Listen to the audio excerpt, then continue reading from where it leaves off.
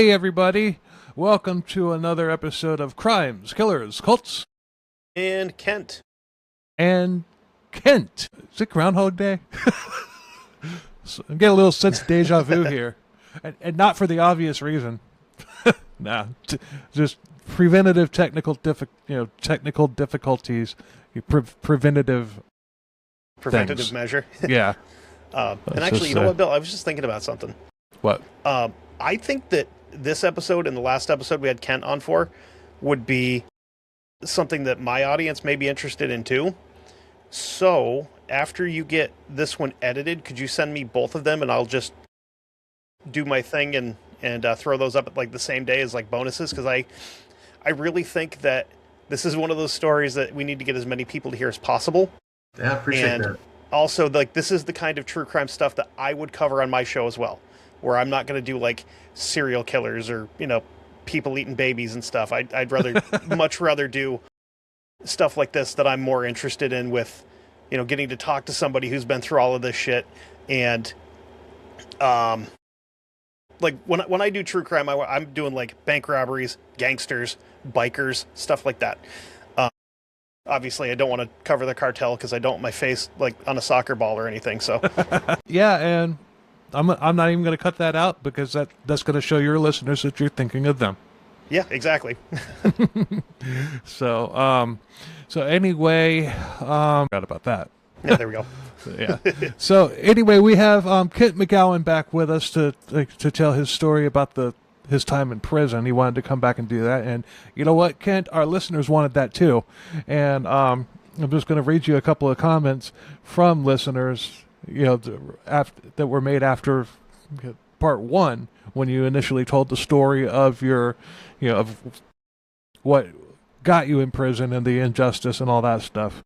So one of our crazy awesome super commenters, you know, super listeners, E-Bitch, she says, great effing conversation, fun and intriguing at the same time, great guest, please bring him back. Well, E-Bitch, your wish is my command, because here he is. How's it going, Kent? Just fine, sir.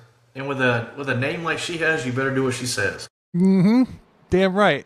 Yeah, doing great. Appreciate y'all having me back to get a little more of the story and what happened after the trial. And yeah, I got one more to read here too, because I think you'll specifically like this one a lot. I think, you know, but E-Bitch has the one and all. Since I dropped the word beer from my podcast name, there's only one T-shirt with that logo on it, and she has it. I don't even have one. That's the old banner. The new one will be here in a week or two. So yeah, she's anyway. This is from Nicholas Andrew. He's one of the OG CKCB listeners. Been with us since, you know, been with the show since the very beginning, for over 4.5 years ago. He says, I'd really like to see him on again to tell his prison stories. I like it. You know, like everything prison evolves. I've heard it was the worst in the 80s, and the 90s were pretty bad too. I didn't hit prison until around 2005 the first time. He says, when I hit, former cops, snitches, and other high-profile people were kept away from us regular inmates. I just want to hear about his time out of curiosity. He says, by the way, Ray Charles could have seen that he shouldn't have been convicted to begin with. Thank you. So, what state is he writing from? I don't know. Okay, but no, that's just a comment on one of the podcast social media pages. Yeah, I'd be curious as to what state penal system he's involved in. How it is there.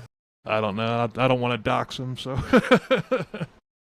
I'll be the first one to tell you that the state of Vermont's criminal justice system is a absolute joke.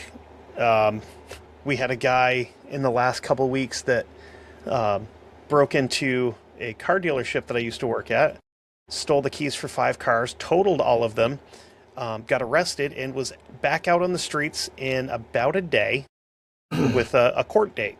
And then he did a bunch of other stupid shit and got arrested again and was released again with another court date. Yeah. I think Now that's I'm getting a terrible now I'm getting nationwide phenomenon. now I'm getting deja vu again. I could have sworn I heard that story for sometime recently. I think I told you last time we recorded because I was like, this Yeah, is you did. just so stupid that So anyway, Kent, take it away. I mean, that it was. I really enjoyed the way it flowed last week with you. You know, but just basically just taking the reins and leading the way through it. That worked out really well. Our listeners obviously liked it, and I say that if like 2 or 3 people are going to actually leave a comment, positive comment like that, there's probably hundreds of other people that feel the exact same way but just didn't comment because for some reason my listeners don't like to comment very much. I don't understand. I've been asking for years for interaction on the socials. I'm just kidding, listeners. I'm just messing with you. But comment. Yeah, a lot occurred during that. I got a 20-year sentence, and I did 19 years, 4 months, and 4 days. But we'll get into, which is unheard of percentage-wise.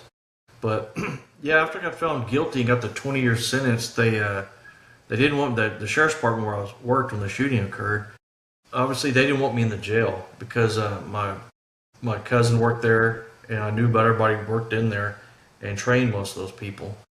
And plus, the high-profile nature of it and putting me in there with a bunch of Houston, criminals. Now, would that have made? Well, I mean, if word, okay, number one, everybody knows you're a police officer, but number two, if word got out that your cousin worked there, would that have caused more problems for you than just the fact that you were a police officer? No, I think there was a concern within the command staff that perhaps somebody in there would help me. Oh, okay. Yeah, there'd be some issues. See, I've never been in prison. I've been in jail twice for traffic-related offenses. I tell you, prison sucks. I can tell you every second of it. Well, just the little, like several days stay that I was in jail for driving without insurance in South Carolina. That was all I needed to see. Did you get the ubiquitous bologna sandwiches? Prison bologna sandwiches? Oh God!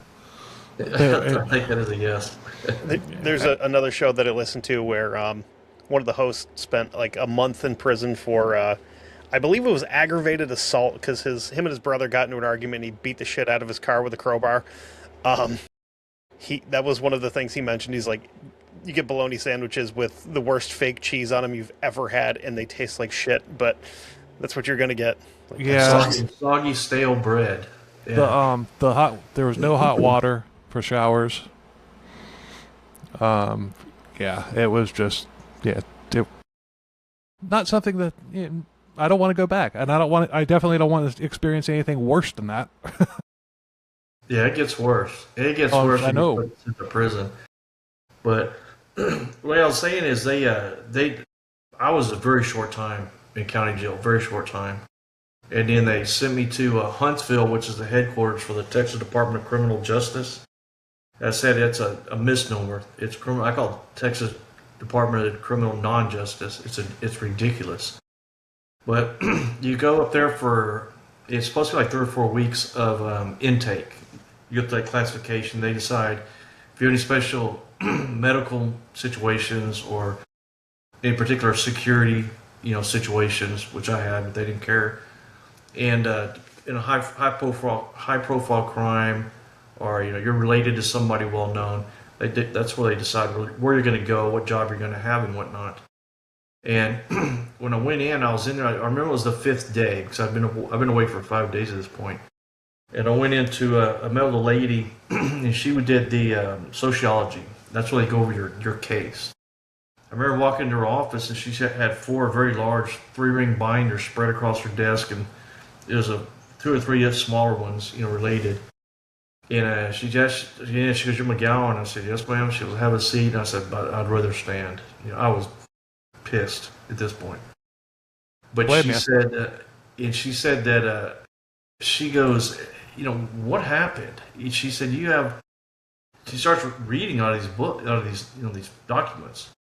She said, "You had a warrant signed by a judge. The suspect had a weapon, which she had purchased illegally, and 2 deputies didn't even know they were there. They witnessed it, their statements, all this." "I see nothing. Why are you even here?" how did you wind up in here? I said, man, just piss poor lawyering and a very, fighting a corrupt system, And then she looked at me and she said, well, tell me you have somebody trying to get you out of here. And I said, yes. But let me back up a couple of days.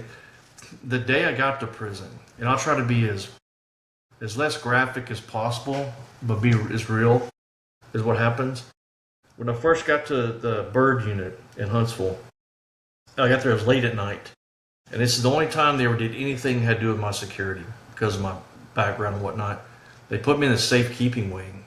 And a bird building, I believe, was built in like 1896, somewhere in the late 1800s. Old red brick falling, old metal bars, clanking, whatever. I go in this wing and they put me on marching up to the third row. And I never even been in a prison. I had no idea what the hell was going on. Screaming, hollering, rats, roaches. And I went in on March 10th, 2002. So it was already starting to warm up down here. But I go on the third row and I had two guards with me. I never call them officers. They're not. I'd always tell them, you look up the dictionary. What an officer is. Right. You're a guard. But I was walking down the row and on that wing, the safekeeping wing, I was definitely the only Caucasian on the wing, and clearly the only heterosexual on the wing. And back in the day, they had flies in the boxers. There was just rows of these guys with their boxers on backward, bent over, spread butt cheeks. Hey, what's this juicy booty? Oh, damn. I was like, what the? And I was like, hell no. And then they put me in the cell, and everybody screaming and hollering all night long, banging around and screaming back and forth. And then they come in early the next morning to shower. And because they're safekeeping, we didn't go to the general showers. We went to the a shower at the end of the run. And I go into these 5 or 6 dudes, and they're all staring at me, making all these comments. Hey, man, they're doing their thing, taking care of each other, taking care of themselves. And I was like, oh, hell no, man. I gotta figure out how to escape this place. I'm not staying there. So in between that and the 5th day when I met with a sociology lady, it was just that every day, screaming, hollering. And then on the 5th day, after I had sociology that I explained earlier, they came and got me and said, you have a legal vid as a lawyer. And I was like, what? I went down there and it was Jack Zimmerman, and he was an appellate lawyer that my family had hired. Jack also was one of the lawyers that went to the Waco compound, along with Dan Cogdell, my other lawyer, Dick DeGuerin, one of my other lawyers. And I think 3 or 4 of my lawyers I had actually were the ones who went on the Waco compound over the Branch Davidian situation. Nonetheless, I go down there and I recognize Jack, very tall. Like I say, at that point, he's a full-board Marine colonel. And he and his daughter is also now a full-board Marine colonel. Brilliant lawyers. And they specialize in self-defense. And so I walk in and I look at him, I recognize him. I had never met him before. And he said, hey, I'm Jack Zimmerman. I said, yes, sir. He goes, I'm here to help you. Your family hired me. And he said, what happened? And being who I am, I talked for at least 2 hours nonstop. Told him what happened. And he looked at me and he said, Kent, he said, if I came in here and sat down and you told me what you just told me about your lawyer, Dan Cogdell, he said, I'd get up and walk out and never have contact with your family because I don't want to represent you something happened. You speak of that. But he goes, I've known Dan for, at that point, I think he said 25 years. He goes, I believe every word you're saying. So that's where the appeals began. And so I was there maybe 3 weeks due processing. And then they came and got me one day and said, hey, you're on a bench warrant back to Harris County. So I was like, now what? So these 2 deputies from the Harris County Sheriff's Department where I worked, where I was serving when this happened, a transfer unit comes and gets me. So they look at me like, kind of like shake their head, like don't say anything. I knew these guys, So they shackled me up, and I'm all shackled up, and I go outside, get in the sheriff's van, and one of them rolled back, and I took the shackles, handcuffs off. He said, man, what the fuck? And I said, man, you have no idea, dude. And so I said, why am I going back to Harris County? He said, it's something with they need to sign a piece of paper is all it was. And so we went to Whataburger, which is it's the big hamburger place here. They took me to Whataburger, which is the last one I had for nearly 20 years. I went back to Harris County and all that for just literally to sign a document for my appellate lawyers. And so I went from there to, I went to 20 different units during this time period. And so I don't even remember the unit I went to. I think it was Goree. And I was at the Goree, and they had males and females in the Goree unit. And oddly enough, they put me in the female cell within the female wing with another guy that was in there, big old guy. And he was on his way out going home. And we were like at the first cell when you walked in, you know, the rest of that whole floor was females. I'm like, what the hell's going on? And the guard, he puts me in there, you know, and the guard stops, looks at me, he goes, man, this must be where they put famous people. And I said, what do you mean? And he said, this is where they kept Carla Faye Tucker until they executed her. Shit. Yeah, and he said, and now they're putting you in here in the women's wing. And I said, well, I guess. And he goes, let me tell you, do y'all know who Carla Faye Tucker is? I know the name. I know. Yeah, she was a female down here. Her boyfriend were on drugs, and they went to, I believe, a hotel on a drug deal. And it didn't go well for the other guy. And Carla Faye Tucker, they tied him down, and she killed him with a pickaxe. And every time she stuck the pickaxe into him, she would have an orgasm, you know? Damn. Yeah, I'm familiar with that story, yeah. Yes. And oddly enough, I had the same appellate lawyer, Max Seacrest, the one who kept me out for 10 years, was her appellate lawyer. But the guard says, he said, let me tell you about something about her. He said, you saw, you know, all this that she'd found Jesus, you know, and all this stuff. I said, yeah. He said, man, she had calling cards, and then because she was under a death watch, you know. So they willed a phone to her, and he said, man, that woman 24 hours a day would call these. Back then they said these 976 sex numbers, and he said all she did was call these numbers, and every time she had access to them, whatever was going on. He goes, she'd call the guards over, and all she masturbated 24 hours a day. He goes, she'd always call the guards over and all this. And I was like, and I've been in prison just a few days. I was like, okay, that's an interesting story. And the guy I was in the cell with didn't even move. He was just like asleep facing the wall. Then the guard shuts the door, and I threw my gear on the top bunk and washed my hands or whatever, and hopped up there, and the guy goes, hey, man. I said, yeah. And he goes, you believe in prayer? And I said, yeah, I guess. And he goes, I think we ought to pray. I said, all right, what do you want to pray about? And he goes, man, I think we ought to pray that Carla Faye Tucker her spirit comes to visit us tonight. I was like, I don't know about that, man. But the next morning he went home, and I was there that day. They came and got me in the middle of the night again. And I would get moved to unit to unit. And every time you go to a new unit, you go to what's called UCC, Unit Classification Committee. And there'd be like a warden, a senior warden, and a major. There's always 3 people. You know, maybe a captain or whatnot, chief of classification. And everyone I went to, they'd tell me, we don't want you here, man. You're just, you know, we're going to put you back in SEG. And we don't want you here, but until you're here, we're going to get you a job and get you housing. Well, I sit back there in solitary confinement with no food, no hygiene, nothing for 3 days, 3 weeks, a month, whatever, you know.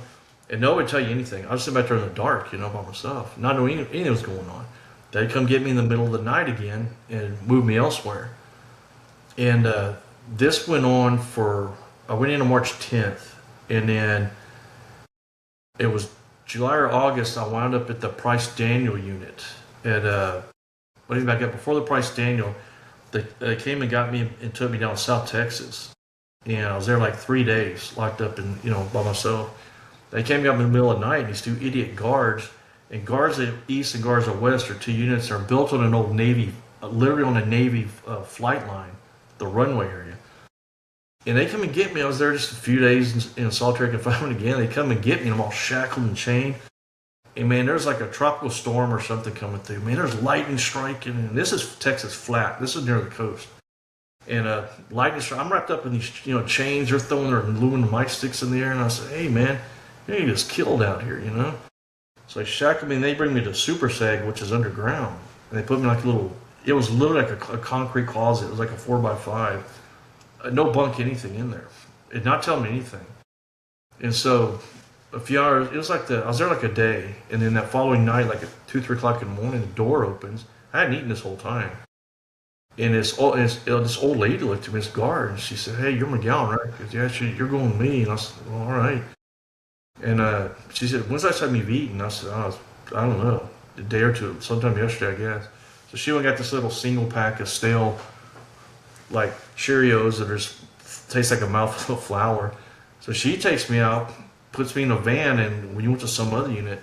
But I wound up after about 3 or 4 or 5 units, I wound up at the Price Daniel unit, way out in West Texas, which actually is named after a Texas governor who was killed in Dairy Queen by his wife when he was there cheating with his girlfriend, oddly enough. But I get the Price Daniel unit, and the first guy they put me in the cell with, by now it's hotter than hell, you know. And I didn't even buy any commissary because in my mind I was not staying there. I didn't buy a fan. You get these little plastic fan or radios. I think that in my head, subconsciously, I was thinking, I'm not going to be here, so you don't even need a fan and a radio, which you will die without the fan. And finally, I get to Price Daniel. I've been in since March 10th. I get there. It was sometime in July, and man, it was well over 100 degrees. You understand, in Texas, there's no air conditioning in the prison system, and so you're depending on the newer, older units, the old red brick buildings. There's no ventilation, and of course, the humidity down here is insane. And in the summertime, which here starts in March or April, the physical building gets so hot. I mean, like the steel bunks you lay on, and there's inch-thick plastic mats. The walls, the floors, the bunks, everything is so hot you can't even hardly touch it. You know, you're having to sleep on that stuff. You know, never cools off. I'm from Florida, so I'm well accustomed to heat, obviously. But there's 2 times that I've been. There's 2 different places that I've been to where the heat, it was like a different kind of heat that really just, not the type of heat that I was accustomed to, and it really did a number on me. One of which was in Texas back in like 2003. I was actually a tour manager for a touring British rock band, and we were in Texas, and the air conditioner in the tour bus crapped out, and oh, you want to talk about miserable. And then another time was recently, last year, I was in Mississippi, Gulfport, and that was, and that heat was just, I even said something to somebody and got overheard by somebody else who was from Florida, and this person's like, yeah, when I moved here, that was one of the first things I noticed, this is a different type of heat that hits you a different way. I'm like, okay, so I thought I was losing my Florida cred. But that's just but yeah, spending like a day and a half in the middle in August in Texas in a tour bus that didn't have air conditioning was, oh man, that was probably one of the most miserable times of my life. Yeah. See, I'm lucky up here in Vermont. I get to deal with 4 to 5 months where it's in the 20s and 30s. And then in the summer, like recently, a couple weeks ago, we had a day where the thermometer says 71, but you look at your phone, it says 71, feels like 102 because we get humidity too. It's fantastic. Oh, and they will tax the bejesus out of you on everything. Well, that incident, that was when we were in Dallas. Dallas in August. With no air conditioning, and I cannot believe it. That blows my. I mean, is that something that's been changed? I'm sure they've got air conditioning in there now, right? Actually, I was involved in it. There's a lawsuit going, but the federal judges keep telling Texas to cool these people off, and they just don't do it. They don't care. Oh, damn! It's fucking wild. As of now, they've never had AC, and then it gets so hot and sticky. Even if you have, like I said, in commissary, like $20, you get this little plastic fan. And they, all it does is make it worse, man. It's like standing behind a jet engine. But there's no ventilation in the ceilings. I mean, it's not like you can go cool off somewhere. It's not like, holy shit, the air conditioner's out in the car. Let's pull over and go into Dairy Queen to get some air. It was like that for years, Jesus. And then the mattress with the little thin plastic mats. When you wake up at night, it was like you didn't want to roll over. It was like you're Velcroed. You're stuck to it. Like sleeping on a leather couch. You're just stuck. Yeah. 110 degrees with 98% humidity. What I would do when I was housed in dorms or had access to a shower, or even when I was in a cell, what I did is I'd get the pair of the boxers they gave to us. I'd soak them, and then put on a soaking wet pair of boxers, crank that fan on as high as possible, and just hope that you would doze off for the 20 or 30 minutes. It somewhat cooled you down. But it was, man, go to the chow hall. I mean, it was just ridiculous. It's pouring. So everywhere you go is like that. There's no relief at all, unless you go to the infirmary, which is good luck getting in there for medical care. And it's just you probably have to have like a chunk of rebar like in your chest to be put in there, Yeah. Oh, we'll get into that. But but that heat was a killer, man. And for some reason, I went in 2002, but I remember it was Mother's Day of 2003. For whatever reason, I remember just standing there, and it was just like, I can't do this, man. I absolutely cannot do this, And little did I know, I had almost 20 years ahead of me on that. But and in the wintertime, there's no heat. So, if you get out far West Texas or North Texas, it gets snow. I mean, I did time up there. But it's just when it rains, man, water, like when Hurricane Harvey came through, I was down here by the coast in the high tower unit. And literally chunks of concrete were falling out of the walls. I mean, we had like 36 inches of rain or something. It was pouring through, and that unit's literally built on an old rice field north of Houston. And so we were watching the water fill up, and the bottom windows were maybe 10 inches above ground. We had water pouring in through there, pouring in the door. We lived in like knee-deep water, no food, no electricity. They didn't care. They didn't evacuate us. Nothing. And if we lose a couple, we lose a couple. Yeah. When I got to Price Daniel, which is the first one that really sticks out in my mind because of what happened there. I went in on March 10th, and this is like maybe late July. The first guy they put me in a cell with was in there for stabbing a Lubbock police officer 17 times. Big old Hispanic guy, clearly with some mental issues. And he always newspaper clippings. He would cry and show me these newspaper clippings about him stabbing this Lubbock officer. So I'm thinking, this probably is not the guy that I need to be in the cell with, right? So I don't recall her name. She was a really cool captain, lady about 40 years old. So when I told her, I said, hey, I'm not complaining and whatnot, but you know why this guy's in here, right? Yeah. And she goes, man, I'll get you moved. So they moved me to another cell with a guy. This guy looked like something out of the Amazon. I don't know where he's from, but he had like the little Aztec straight haircut, like now all the gang members have. And he didn't speak Spanish. I mean, I don't speak Portuguese. I don't know what he was, but he's about 4 foot tall. And he screamed all the time. He had no commissary, nothing. I remember one night he was on his hands and knees crawling around in circles screaming. I'm like, what the hell is wrong with this guy? And what he got across to him, he thought that one of the hairs on my head had fallen off. I was on the top bunk, and it was blowing around in the floor with a fan, and it was making him crazy, right? I said, man, this guy's kind of a nut. So I went back to that captain again, and she said, we have nothing but problems. You should not put you in the cell with that guy. And so they came in there the next day and dragged him out, and then they moved me to a cell with a really good guy. He was a Hispanic guy from San Antonio. His name was Juan Flores. Never forget this guy, ever. And he was probably 60, and I was 36 when I went in. The day I got locked up, it was my birthday, Easter, and my anniversary, all on that weekend, And so I was in there with Juan Flores, and this guy, man, he was maybe early 60s. He owned a number of restaurants in San Antonio. He had 2 sisters that were attorneys. And his only concern was getting out to see his mom. I remember him telling his mom was 96 years old. And he was afraid his mom was going to die. And he should have been out 30 days when I went in there. He's only in there for DWI. And then he went out and worked like midnight to 5 a.m. or something in a laundry or whatever. And this guy wouldn't even pee if I was in there. I said, Juan, we're in here like 12 hours at a time. He goes, I just don't feel right. He was just a polite. He fit in there about as much as I did. He had no business being there. But he came in from work one morning about 5, and we're on the 2nd floor. And it was L Wing. I remember Building 4 L Wing.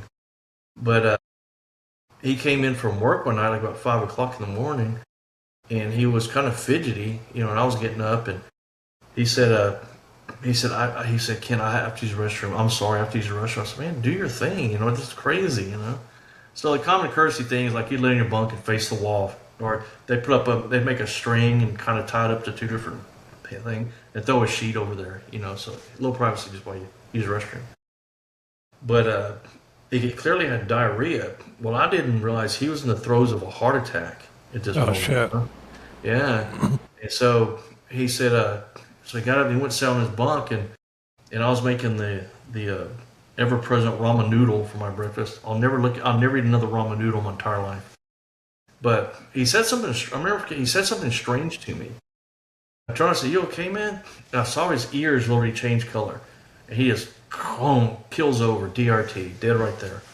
And he fell in between the bunk and the steel table, welded to the wall, like on his knees, with his hands behind his back, and his head in the little corner. So I grabbed him and I laid him out, and we had these emergency buttons. And this is like 5:30 when this occurred. At 5:30 is like where all the like breakfast kitchen workers come in, and everybody starts getting up around 6. So it's like kind of a quiet hour, if you will. And I didn't talk to anybody. I didn't want anything to do with these shitheads, these prisoners, nothing. And but I hit the emergency button. Nobody's answering, which I would have been surprised if they did. So I'm giving this guy CPR, And I didn't even know he wore dentures. And when he vomited up into my mouth, his dentures came out. That's what I never knew. Even when he took his dentures out in front of me, that's what a good guy he was, I should have another bottle of water. I get choked up on this one. But anyway, I hit the emergency button. I started bam, bam. We had like solid, and this is a newer unit, if you will. It had like a solid steel door with about a 8-foot by maybe 20-foot window with like expanded metal. Door with a little window in it. Expanded metal over the window. So bam, bam, bam, bam, bam. I'm kicking the door, and I could see all the inmates across the wing looking at me. I was thinking, man, this motherfucker's going crazy in there. Bam, bam. I hollered. I said, somebody get some help in here. I said, Flores had a heart attack. And then when something happens like that, all the inmates they're like zoo animals. They all get crazy. Everybody starts screaming and hollering, right? So I'm giving this guy CPR, hit the emergency button, I'm kicking the door. And then, and everybody liked that old guy. I don't know how long he'd been in there, but everybody liked him. So everybody's hollering, for help. Well, the door opens, and I see this little white female guard. She had to be in her mid-60s, a little small woman. And her eyes are this big. And she's just staring at me, vomit all over me. And at this time, he had urinated and defecated. I'm pouring sweat on my knees. And like I said, it's well over 100 degrees. I'm on my, the concrete on my knees. And she's just staring. I said, do you know CPR? And she nodded. And I didn't want her doing mouth-to-mouth because of, the vomit thing. I didn't hate guards at that point as much as I did coming. But I told her to do compressions. Well, she physically was not large enough, So I shoved her. I said, go get some help, When the shift change was at 6 a.m. So now they're on the radio saying somebody's, dead in there. And I'm hollering to the other, well, Forrest is dead in here. Get some help, And so finally they summoned the posse. And I remember that cool captain came in. And the command staff and nobody would help me. And we're in this cell. These are the big cells. It was, if you look at my Facebook page, I have a picture of the big cells and what happens in them, whatever. But there was, I think, 15 people in there, a dead guy, me, and 13 guards, all crammed in this cell, which is maybe 10 by 6, in the heat. Nobody's helping. I'm down. I feel like somebody's beating me in the knees with a baseball bat. Give this guy CPR. Nobody helping, And finally, 2 nurses come in there, and one of them put a blood pressure cuff on him, and she's hollering. I told that fucking warden, this is the 3rd motherfucker we lost in a week in a heart attack. We need a defibrillator in here. And then the other lady, the other nurse, that's it right there. Wow. Exactly. 2 people in a cell that size. Yeah. Well, the one we had a bunk bed above it. Oh, I spent years like that. Man. I was in smaller cells than that, which you're looking at right now. I spent about, I think, 3 years in solitary confinement without a window, old bars. That's a nice clean one, And see the pillow? No, you don't get pillows. There's no such thing as pillows in Texas prisons. Damn. It's just something else to stick to at that point, Yeah, there's no pillows. You just wadded up dirty clothes that you wore the day before. Jesus. But Anyway, this other nurse, she's holding Juan Flores' hand, and she's praying. She's praying, and she said, "Dear Lord, if there's any reason, let this man live. Let him live." And still nobody helped. And finally I kept telling the guards, "You're gonna have to help me, man," because I was like physically giving out, and I was in pretty good shape then. But nobody's helping. And then I looked at the nurse and said, "You're gonna have to help," and she goes, "We don't want to stop your rhythm." I'm like, what? And by this time, it had been like 45 minutes. And then the captain goes, "Where's the ambulance?" And nobody called 911. So they finally get an ambulance, and I gave him CPR by myself for a little more than an hour. But when the ambulance crew gets there, not one, man, I hate prison guards, man. Not one prison guard opened the door, because we're upstairs, helped carry the striker, the gurney, up there, nothing. It was a doctor and 2 paramedics. And I'm back up in the corner, and they throw Juan on top there, man. They hit him with I guess adrenaline, whatever, in the heart, right in the heart. And that doctor's just nailing him CPR. And they get him strapped on there. And not one guard helped pull that striker down the stairs through the, weaving around, nothing. And then I'm back in the corner, man. There's blood, now there's needles. I got vomit, feces, urine everywhere, I was there, my hair's all crazy, I'm pouring sweat. I'm surprised you. I mean, if that had been me, I know I would have contributed vomit of my own. Well, I tell you this, to this day, I can't, on my knees, I can't bend down because right below my kneecaps, I have about golf ball size for whatever from doing that. But that captain comes in there, and all the guards are starting to walk out, and she was a really good lady. I was trying to recall her name, but she looks at me and she said, "McGowen, you okay?" Man, what the fuck is wrong with you people? You let this man die in my arms. What the hell's wrong with you, And then she said, "Take it easy." She goes, "Hey, you need to come down to the line building. That's where they had the ward's office and all that, command staff." She goes, "We need to come down and give a statement." And I said, "This story's longer than the other ones because this one's really dead. This is how I saw how it goes in prison. I'd only been in a few months, the way I'd been handled and things that happened to me, and then seeing what they let this man die." And let me back up a little bit. The warden on that unit, her name was Wilhelmina Howard, and she was a medical doctor. Why she's a prison warden, I have no idea. But when they put it out on the radio, I'm in CPR when I was piled in there. She bumps the captain on the radio. She said, "Is he dead yet?" Well, all the inmates can hear it because all the guards had radios, right?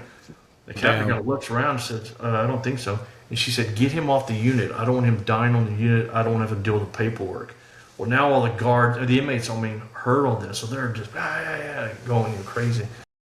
But anyway, I told the captain, I said, I got to shower and brush my teeth, man. So I grabbed my gear and I went down. They left all the other inmates racked up, left them locked up, because they're all everybody's going irate, So I go down there, take a quick shower and brush my teeth, whatever. But I forgot my boots. I went upstairs to get my boots. There was this guard in there. Everybody called him Sidewinder. He had some kind of hip issue going. Old white guy.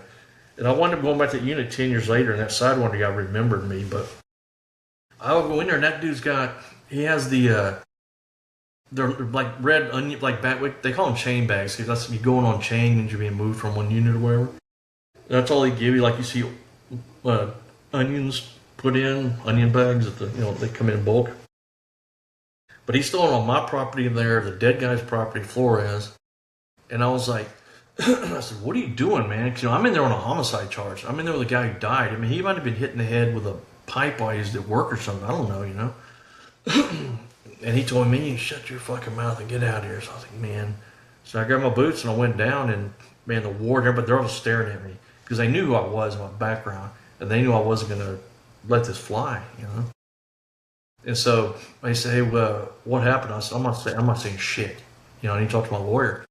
Because Zimmerman, my lawyer, said, do not talk to any police, any media, or any prison people I didn't need to. And so they locked me in solitary confinement for 8 hours, and they fly.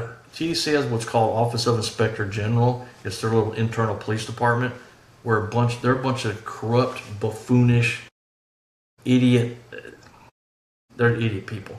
Almost all of them are prison guards. Just went to a community college and got their police officer certification. So it's basically like internal affairs for the guards. Yeah. Well, when I started getting into it, which we'll get with the guards, which we'll get into here shortly, I had a lawyer come and tell me, and she was true, was correct.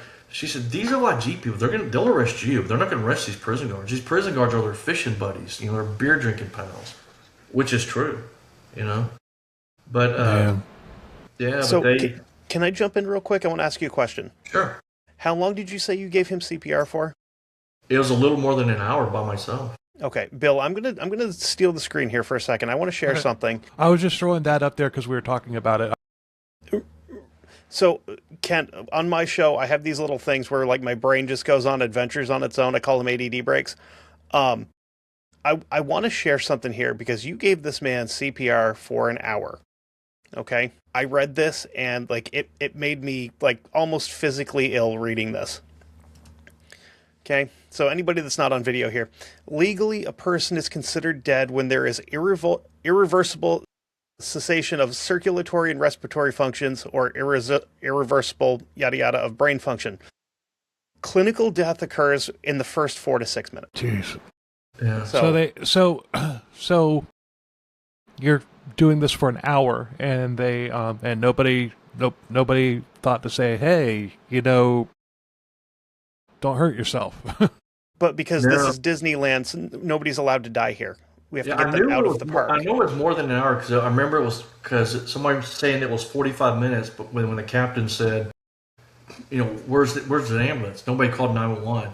So it took them clearly more than, because we're out in the middle of freaking nowhere, that clearly took them more than 15 minutes to get there. So I don't know how much, but it was more than an hour. Yeah. And not one person helped. I mean, I was going, mouth to mouth, chest, And I was training. I mean, I'd saved a couple of people's lives when I was a police officer. I got a life-saving medal, actually, Houston PD for that. Well, but it was and nobody was helping. They let that guy die, man. For those, it's almost like they don't care. You're exactly right. They could not care less. But now, I want to know after like in the time following that, after you've spent an hour doing CPR on somebody. CPR is freaking exhausting even to do for just like 5 minutes or something. That'll make you need to go take a nap. You get a good workout just doing CPR training, like right? The certification. Yeah, so how long was it? Just like every inch of your body just hurting. After that happened, how long before? Because I know it puts your body into shock. So how long did that last? Well, it was a combination of adrenaline and anger, hand in hand, because nobody was helping. Adrenaline and anger combined are going to cause you to do things, exert more energy than your body can necessarily handle. So you could have actually physically hurt yourself doing that, not even realizing it, because of the fact that you're on this adrenaline rush. It's like, oh, I just pulled a muscle. I don't realize it because I'm fueled right now with adrenaline. So you keep doing it. You tear something. It just gets worse and worse and worse, and you don't even realize it until you calm down. Yeah. Jesus Christ. Anybody that's ever gone through CPR certification, the dummy that you're doing that on is not the same as a human being, because you don't have to like break the sternum on a dummy. You don't have the potential of the dummy possibly moving and you doing something wrong and crushing something internal and killing somebody. This is like fucking horrible that they let you go through that. Yeah. As a human being, that to have absolutely no consideration for what not only is this guy going through, but what you're dealing with on top of it. And I was so angry. Not only did they let him die, they didn't help, but he was such a good guy. He was one of maybe 3 people that I would talk to in my 20 years. And all he talked about was getting out and seeing his mom, because she was 96 and he was afraid she'd never get up to see him. And he was supposed to have been out 30 days prior. There's some mix up in his paperwork. That's all he talked about. Was getting out and seeing his mom before she passed. And I can only imagine they went and told her. But after I showered and I was coming out, there was 3 older guys that would hang out with him, and they told me, they said, hey, he has 2 sisters who are attorneys. And so I wrote down my name and my TDC number. I said, you need to get this to them. I'm sure they tried to reach out to me, but TDC blocked it. Man, the prisons, man, there's something else. You know? But when I got down there, I wouldn't talk to them, the warden on them. And then they flew a guy in from OIG, this clown. He brings me in the office. I remember this old fax machine behind him. And he said, he started asking me questions. I said, I'm not telling you shit, man. I need to talk to my attorney. And this guy was out of Houston, obviously. And he said, who's your attorney? And I said, well, Jack Zimmerman. And he said, well, I know who Jack is. And he was, do you know his number? And I said, yeah. And I gave him his number. And he goes, well, step outside so I can call him. And I said, why do you want me to step outside so you can call a lawyer? He goes, that's just where we're going to do it. I knew he wasn't going to do it, so I was standing right outside the open door. He didn't make any call. Then he calls me back in, and he said, well, let's go ahead and get these questions answered. And I said, did you talk to Jack? And he said, no. No, before I stepped out, when he said he's going to call him, I said, I want Jack's letterhead and his signature on a fax coming in behind you. Tell me it's okay to talk with you if you're not going to let me talk with him. Of course, he didn't call. So, long story short, I went and talked to the guy. I said, I'm not saying shit, man. I'm in here on a murder charge, whether I did it or not. And I'm there with a dead guy. Technically, I was suspected in possible homicide at that point. I'm not telling anybody. All right. So they throw me in solitary confinement for, I don't know, maybe a week. And what year did this happen? This right when I got in prison. I went in March, and this happened in July. Yeah, July. 92? No, 2002. 2002. Okay. Yeah, 2002. Yeah, 2002.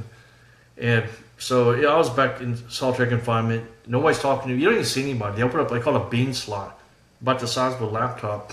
Drop that thing and throw your slop in there, and that's it. Shower maybe once a week. Nothing to read, no mail, no TV, nothing. You sit there. No air conditioning. Yeah, if it's winter, there's no heat. You're freezing your ass off or burning up. But finally, they came and got me. They moved to French Robertson, which is a maximum security unit.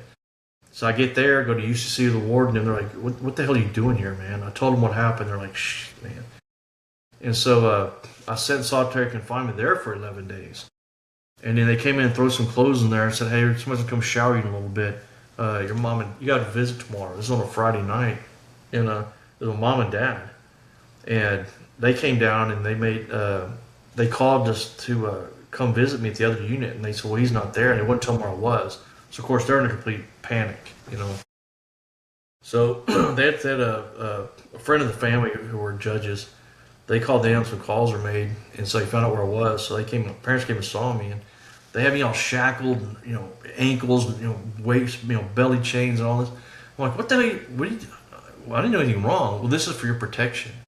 I said, shit. So why you jumped? Do you think I'm going to be able to defend myself? Because these guards aren't going to help you, So I went to visitation. I said, hey, I'm not going in there like this. You got to unchain me, man. My mom will lose her mind, So I want to hop in quick because I think I actually hunted this gentleman down.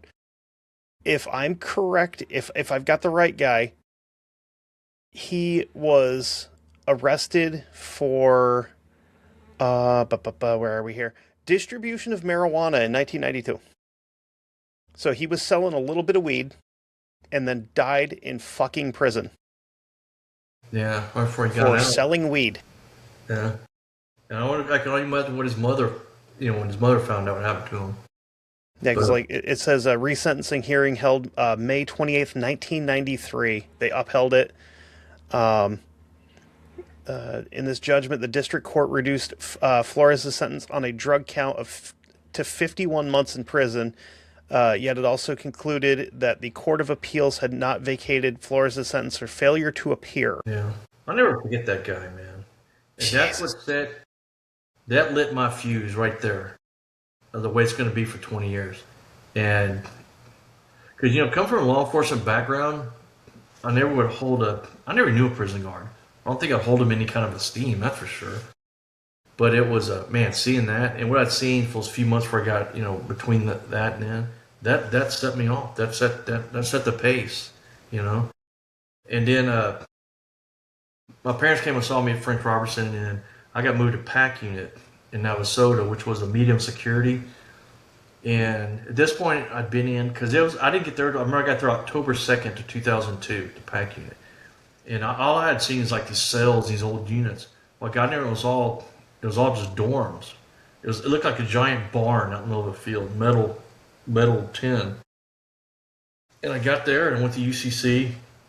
I'll never forget this guy ever. His name was Donnie Bilnowski. At that point, he's chief of classification. And good guy, man. This guy, the entire 20 years I was there, that guy helped my family and me. But I went into UCC and Donnie said, hey, this is who, I remember this, I walked in and he said, this is who John LaFleur called us about. Well, John LaFleur was the director, the state director, the entire state classification committee, who, as a little side note, he murdered his wife, LaFleur did. Last time, she was having an affair with a Huntsville police officer, and the last time anybody saw her was her husband, who was like the number 3 in command of all of TDC, was chasing her and that police officer down the road. I think they found her body a couple of years later in the National Forest, and he got arrested. And he was in charge of everybody. But anyway, I went in there, and Donnie Bilnowski, the other people left. He goes, I'm gonna call you out about an hour or so and talk to you. I said, all right. I could tell this is a good guy, man, because I'm very perspicacious. I mean, I can tell this is a good dude, you know. And so about an hour later, he called me in, and he said, hey, man, I walked in his office, and he had 2 widgeon ducks mounted on his wall, and on the other wall, a big timber rattler, you know. So I walked in. I was a big duck hunter. My boys had a duck guide service, and I said, widgeon, huh? And he kind of looked at me like, yeah. And I said, timber rattler. I said, you know that's illegal to kill those, right? He goes, yes. We hit it off right then. He said, look, man, I know what's going on with you, and I'm going to keep an eye on you. You just need to stay on this unit. I said, yeah. And then he said, well, I'm not going to put you on a job. They call them field squads. They literally have guys go out there, and they're Aggies. It's just a lead pipe order with just a welded piece of metal, and they literally go out there like a chain gang in the heat. We're doing cotton and beans and all this crap that they would feed us in there. He goes, I'm not sending you out in the field to get your head cut off by somebody that you want on my watch. So, but he took care of me.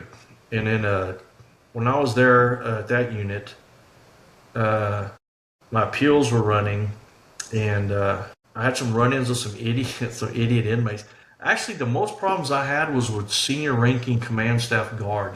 I could be the warden, assistant warden, a major, sometimes a captain.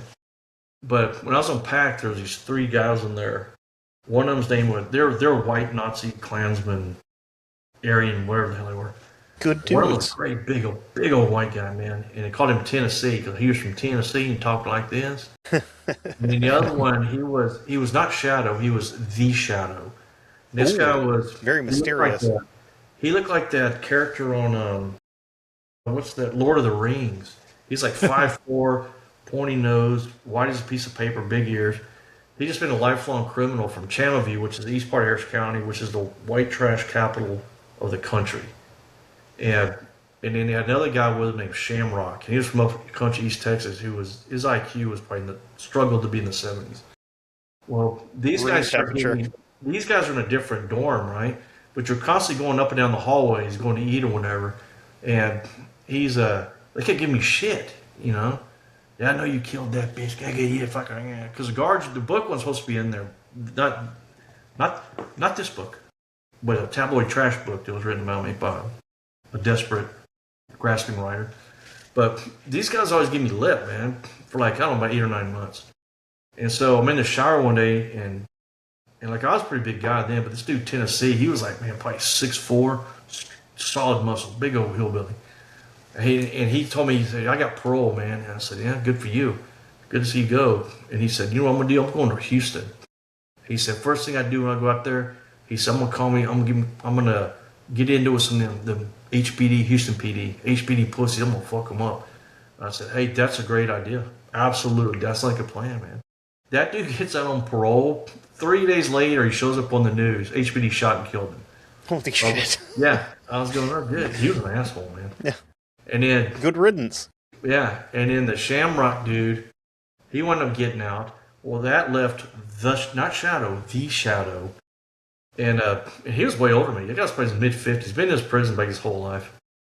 But they moved him and put him in my dorm.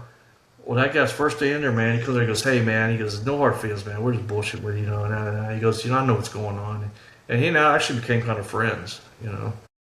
But I know what everybody asks about prison is well, a lot of questions, but like the racial thing, that's true. It's divided, absolutely divided. And down here, you have you have the blacks, you have the Hispanics, which are from different areas or whatever, and then the white guys. And I'm not an idiot, so I'm going to join any gang. And as far as security, hell no, they threw me in with everybody else. They didn't care if I got killed, prison guard. They didn't care. And we'll get to some of the bad units I went to, but no, like professional courtesy whatsoever. Being like, this guy's also, this guy's a cop. Maybe we should, Sometimes I would, because any prison guard would give his right arm to be a police officer. They're prison guards because that's the closest they can get within the realm of handling bad guys, I guess. Or use it as a stepping stone. Mm-hmm. Yeah, some on rare occasion. I ran into some good ones, actually. The only good ones I ran into were at that Wallace Pack unit. Which, another side note, the Wallace Pack unit was named after a warden. A warden and a major took an inmate to the river to kill him. And they drowned him in the river and say he escaped. And I don't remember what year this was in. But the inmate was black, and the warden and the major were white. And the inmate wasn't going to let him kill him, so he wound up, I think he shot and killed the warden and then drowned the major. And they tried him 4 or 5 different times. They kept finding him not guilty. But so they named a unit after him, go figure. But as far as like the gang thing, because, obviously I'm Caucasian, but they would, if you're white and you didn't affiliate with any gang, the Aryan Brotherhood or White Knights, whatever, they just call you an independent wood, and that was my deal. I just stayed that way, and I pretty much. And people have asked me many times, how did you survive prison? And my answer is, I was an asshole. I was an asshole to everybody. They kept them away from me, But so you you just basically. Like the thing that happens in TV, TV shows a lot. It's like day one, you just grab the biggest dude you can find and do your best and whip his ass if you can. Yeah, and that'll. Yeah, I only had one physical confrontation, and that was kind of funny. But no, what it was is because the guards told everybody who I was, and I made it clear that nobody's gonna put their hands on me, guard or inmates. And there was a guard try to pull a stunt. When I got there, that was a big mistake. But they, because some calls were made and what happened there, it worked out for me. But everybody knew, that man, it's funny because everybody thought because I was down here, cops a negative. It's a negative terminology down here. You're either a deputy or a police officer, whatever. But y'all probably say cop. But everybody, say, man, dude's a cop, man. He knows how to whip your ass, beat your ass, And I was like, yeah, But inevitably, I'd watch every wing or pod or whatever I was in. I would never talk to anybody for like 2 or 3 weeks maybe. I'd always, because I'm a veteran too, I could always pick out if there was another veteran or every now and then a law enforcement officer. Just the way they carried themselves, their mannerisms, their demeanor, the way they spoke. And I'd always, would come up, kind of say like a little code thing. Hey, man, that's how you get to know it, which that happened quite a bit. But when I was at Pack Unit the first time, my appeals were running, and then we lost the direct appeal. I remember my lawyers came up there, and they said, we lost the appeal, And I said, yeah. And then, so they're going to file what's called a PDR, Petition for Discretionary Review, which went above the appellate courts to the Court of Criminal Appeals in Austin. And, we filed there, it took a couple more years, lost that. And that was like right when I'd been in there 5 years. Because if you recall, I don't know if we discussed that, I think we mentioned it in my previous interview, that after my trial, my lawyer, Alan Goodling, not Cogdell, went there and asked them, how did you find him guilty, blah, blah, blah. Well, he didn't testify, blah, blah. But the prosecutors went and told the jury that I would have illegally during deliberations. Told the jury that I would have it easy in prison because of who my family was and because in my position as a police officer, and they would keep me on safekeeping and I go to easy units. Bullshit. Man, they threw me in the mix. And police officers always have a really, really easy time in jail. Yeah. Well, those factors made it exponentially more difficult and dangerous on me than probably any other inmate. And not only that, I've had the same haircut since I was 2, you know. So I go under a clean cut, executive haircut, articulated, educated white guy on top, being a police officer from Houston nonetheless, where half of TDC people are from. And then the suspect that, as far as she was a white female, so that set the white supremacist people on me, you know. And the staff didn't care. They didn't care, man. So I was just an asshole to everybody, you know. And a few years down the line, a rumor started that I was an undercover FBI agent in there, not watching inmates, but watching guards. And that followed me for probably 10, 15 years in there, you know. And that kept a lot of guards away from me because they'd ask me, "Hey, man, how are you an FBI agent?" I can't talk about anything like that, you know. And that would just freak them out because I say stuff like that. Hey, you got to do what you got to do. And it's then like also everybody thinks I'm somebody I'm not, but that's going to make things a little bit easier on me. Yeah. FBI agent McGowen at your service. Yep. Yeah. And then what's the other thing about being an FBI agent? And then also because everybody knew I was a policeman, you know. They don't have special units, man. They don't have special wings and pods and dorms. They throw you in. They don't give a shit, man. And then all the inmates knew who I was. So, you're a fucking snitch. He's a fucking snitch. Yeah, so what? You know, what? You know, they'd say that, and I say, hey, you hurt my feelings and my reputation. Call me a snitch. So I let that fly, you know. And then several years later, which is just jumping out on that aspect of it, it's an elderly Vietnam veteran that I ran into, and he and I, we're still best friends, you know, to this day.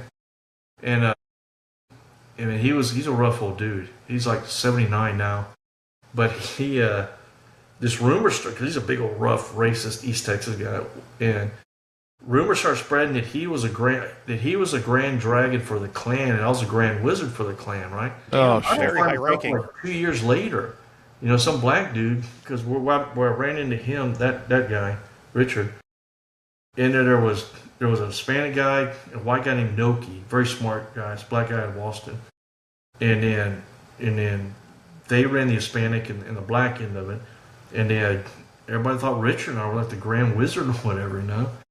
But and if anybody wants to hear any more of the other goofy titles that the Klan give themselves, you can go listen to my Nathan Bedford Forrest episode, because I went through all of them, because they are fucking goofy. Oh yeah, excuse me. But but we just Richard and I let that fly, you know, because it kept everybody away from us. But if there was a problem, like if a black guy, because I was putting a dorm out there, which you had to either have 50% of your, when someone went back, we'll get to it later, but you had to have either 10 years done on your sentence or 50% to even get put in. It's like an honor dorm thing. But Noki out of Austin, very smart guy, but he was like a straight up murdering gang member. Other than that, he's an alright dude. But, yeah. But if there was nicest murderer you'll ever meet. Yeah, so like if the white guys would come to me and say, "Hey man, that black dude's popping off," so I just go to Noki and say, "Hey, you know, escort this dude away, man." If some white guy's like an idiot, Noki would come to me and say, "Hey, watch the guy. Tell you to watch his mouth, man." All right. But anyway,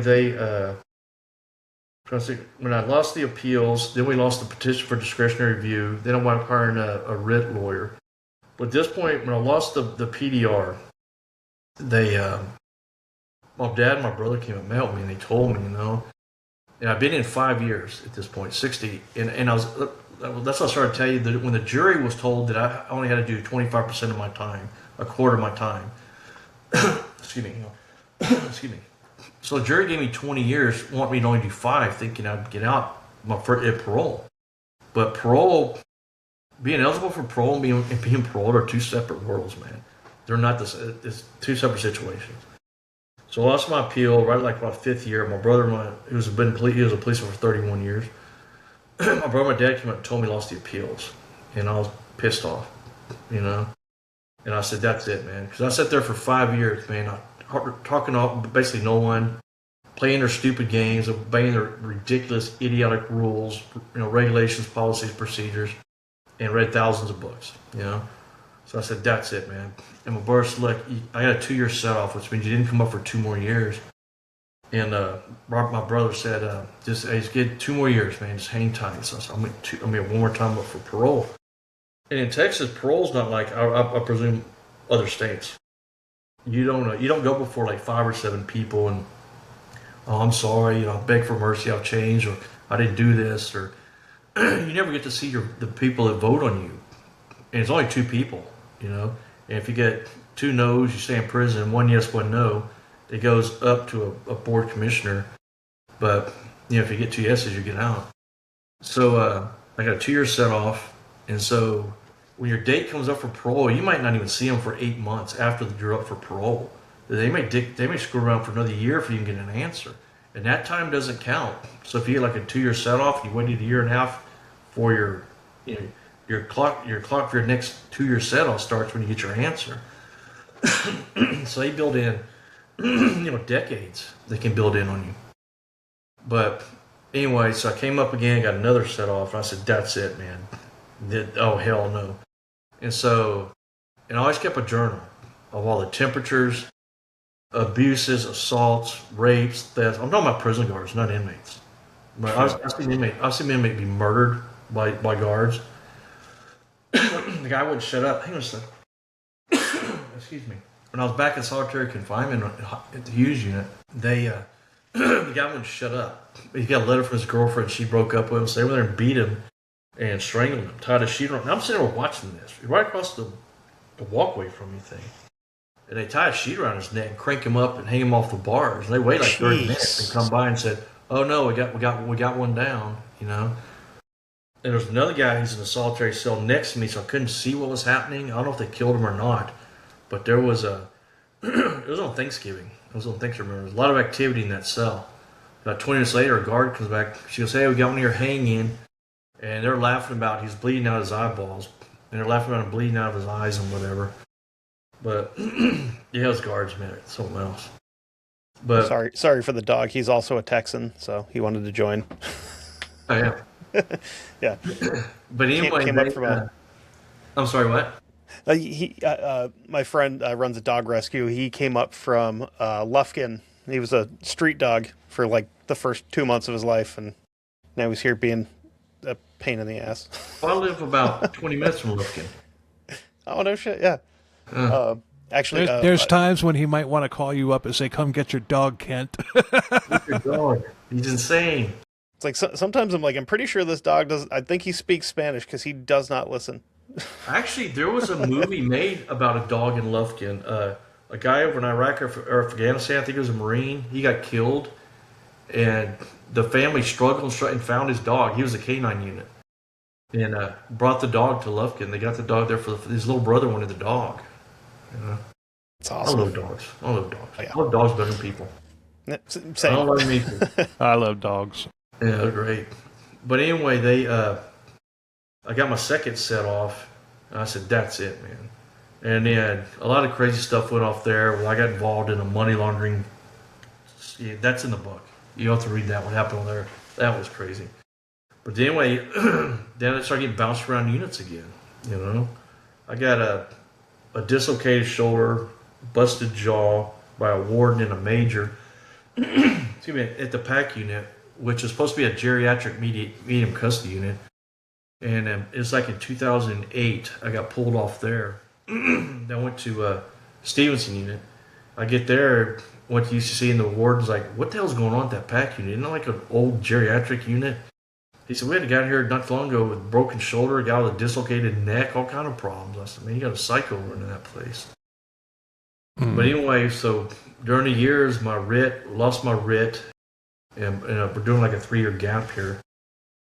I lost the writ, and then my writ lawyer and his son, who's a very fantastic lawyer now, they came and met with me. And they said, we lost a writ of habeas corpus. We lost both the state writ of habeas and the federal. And they came up and talked to me unannounced, and they said, our only shot now is the Supreme Court. He said it'll cost your family $1 million for me to get it there, and chances are very good it's not going to be heard. So I said, "Well, is there any?" He goes, "That's your only option." And I said, "Well, I don't think we're going to be able to do that. By this point, we're financially devastated. And then he said, he goes, "All right, we'll see you later." I said, "What do you mean?" He goes, well, nothing else. We're just gonna leave. I said, you're gonna fucking abandon me here? Just leave me here? At this point, I've been in 6 or 7 years. But he said, yeah, see you later. Never from again till I got out. But but it was in the meantime, a lot of crazy stuff happened. I got sent. It was when I was at the Stevenson unit. I got jammed up. Let me back up a second. When I was at the PAC unit, when I got the neck injury and the jaw injury, the captain there was a for this, what's the word I'm looking for? Vicious, cruel, and he tried to file me attempted capital murder or solicitation to commit capital murder. He tried to convince OIG that I hired somebody to murder him, which of course that didn't fly. So I get over. They moved to another unit, and there was a really cool major there. Robbins was his name, and he said, "Hey man, you're in medium custody. I know what happened. Give me a couple weeks to get you off, out of there." Medium custody is where you're locked up 22 hours a day, and in a 2-hour period, there's 86 guys in there, and they had 5 showers. In a 2-hour period, that was your TV time. And for my first 9 years in prison, they had no phones. We're the only penal system in the country without phones. After 9 years, they found. Damn. So in a 2-hour period, that was for 86 guys. And these guys in medium custody were troublemakers, straight up gang members, assaulting, possession of weapons, drugs, assaulting guards. These were next to the maximum level. How many times did somebody come, an attorney or a guard or officer, whatever, anybody just come up to you and just say, hey, I've looked over your case. You shouldn't be here. I'm going to do what I can to get you out. Because it seems like I've heard you say that on multiple occasions. It's just like, did that happen a lot?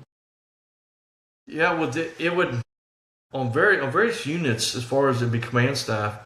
And the unit I'm telling you now, when this happened, when I got thrown with all the supremacist guys, his name was Ronald Gibbons. He was a major, and he told me, I went to UCC, as I told you, first get to the unit. He asked me, what the hell happened to that PAC unit? I told him. He said, look, man, you're G4, medium custody. Give me a week or two to get this off of you. I know what happened, but you're going to have to go back to medium custody with the G4s. And I said, well, all right. He said, look, he goes, what are you in prison for? I said, well, I got accused of murder. No, he said, no. What do you hear? Why are you in prison? And I was like, he had my files. I said, I'm not following you, Major. What the hell are you talking about? And he said, look, you're a nerdy white guy. Were you going in there? Those white supremacists, they're going to shoot right to you. Because they're going to see you coming in there with your age, articulate, and all that. And he said, if anybody asks you, you're in here for computer crimes. I was like, what? So yeah, so I grabbed my gear and went to the medium custody wing, and a little redheaded guy, he said, hey, what's up? My name is Sin. His name really was Sin, like the river in Germany. I think it's S-I-N-N. Wow. So he goes, hey, all the woods are over here, So they're definitely divided in there. But what struck me odd about that, because they're all like confirmed gang members. I mean, Crips, Bloods, Tonga Blast, Mexican Mafia, Texas Syndicate, Aryans, White Knights, what are they, the Dirty White Boys, and all that nonsense.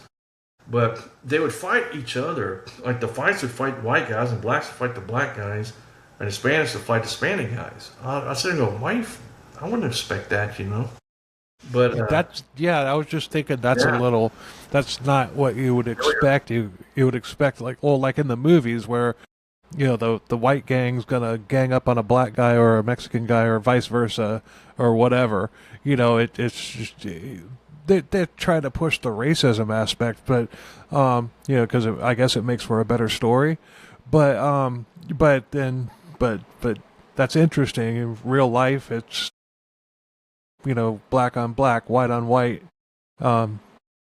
Latino on Latino, or whatever. That's interesting. I mean, it's not right. It's just interesting because it's not. It kind of surprised me because I thought when, especially Kevin, what we're talking about is he just said that there was that like in there with the gangs and everything. It wasn't like black people jumping a white guy or white people jumping a Latino guy or whatever. It was usually black on black or white on white or Latino on Latino, and that's that's not the picture that Hollywood likes to present. Yeah, And a lot of the time, I watched a thing about a prison in, is it California or Arizona, where when like people like click up together, it's usually like in this particular system, it's like black inmates essentially on their own, and then you have like the whites and Latinos will kind of group up if they have to defend themselves. But it seems very odd. But I tend to agree with you that it's probably going to be mostly, insert color on insert color of the same generally. Yeah, that surprised me in the position that where I was housed at that time because it was a disciplinary type area. But there was this real big white guy, flat top, maybe 32, young 30, and he went by Gator. I mean, this guy was like 6'3", big old dude from south of Houston, like in Allen, on the coast. And he was the head of he was a captain of I think it was the Aryan Brotherhood. Yeah. And his back, he had this big old tattoo. His whole back was tattooed of a big old muscle up guy with a big alligator head and alligator tail, and a gator across it, right? And I always messed with him because he and I just hit it off for whatever reason. His IQ was maybe 84, far beyond the typical guys in there. He never would tell me his name, and so like I said, we had 2 hours for 86 people to use the phone, shower, go eat, and have rec if you wanted, and you had to rack back up, Which in the summer they turned the showers on as hot as they would go. The garden Makes sense. In the winter, as freezing cold as it would go. Just to try to hurry you up. Well, just to be shitheads, try to hurry you up. But well, actually, an unintended benefit to you, because if you're taking a hot shower after sweating all day and everything, it's not going to feel good when you're doing it. But once you're clean and you step out of it, you're going to feel good for a while. Well, the issue with the showers is the jerking off thing. Oh. You have dumbasses getting there jerking off, and hey man, you got 50 other people waiting, and the showers were not clean. I assure you that. A lot of guys just didn't shower, or didn't get to shower, But you had the white showers, and then the Hispanics had like 1 or 2, and the blacks had like 3 or 4. The rest of them were the white guys. But they would, in that short time period. And then you got like maybe 15 minutes to talk to somebody, and 2 guys in particular with this gator. And he just slashed on me, man. We go out to a wreck, and you had to like wear a uniform, but we never would. We got there in boxers. What are they going to do? We were already locked up, basically solitary confinement, 20 hours a day. So we got there and we played volleyball, and it always be the blacks against the whites. Well, Gator was this big old, this Aryan guy, and he started giving everybody names. And this one guy, I'll tell you in a second, was Christopher Lee Melton, good guy, Marine. And we're out there playing, it got pretty heated. The Crips and the Bloods versus the Aryan Brotherhood, the Dirty White Boys, whatever, playing volleyball. But and they knew I wasn't on a murder charge, and they had somehow they said something about Kingwood where I lived, nice area. And so playing volleyball, Gator's name, and he points to Christopher Mount. So we got the Aryan anarchist, and he called me the Kingwood killer, And he found out I was in for a murder in Kingwood. He goes, "Who'd you kill? Your butler?" And I was like, "No, that's a crazy story." So anyway, I was in the shower one day, and Christopher Melton, he was a Marine, and my son was a Marine, and so I'd always talk to this Christopher Melton, and he was a white knight. That's like the elite. You couldn't be in there for some sex crime. You couldn't have a drug case. You couldn't have disciplinary. You had to at least get through, I think, 8th grade or some nonsense. But he always telling me about this white knight thing, but he was a Marine, right? And one day he started telling me, and he stops mid-sentence, right? He said, "You think this is stupid?" I said, "Man, yeah, it's idiotic." I said, "Let me see." He had a little ID, little plastic case, had a picture of his mom had died. She'd had a seizure and strangled. And he had a sister who he loved and a girlfriend. I said, "Look, you see these pictures right here?" His girlfriend's name was Crystal. She's Italian girl. I don't remember what his sister's name was. I said, "You see this? When you get out of here, who do you want to wake up with? Next to Crystal? Or these dudes, man? These dudes don't give a shit about you, Chris. They don't give a shit about you.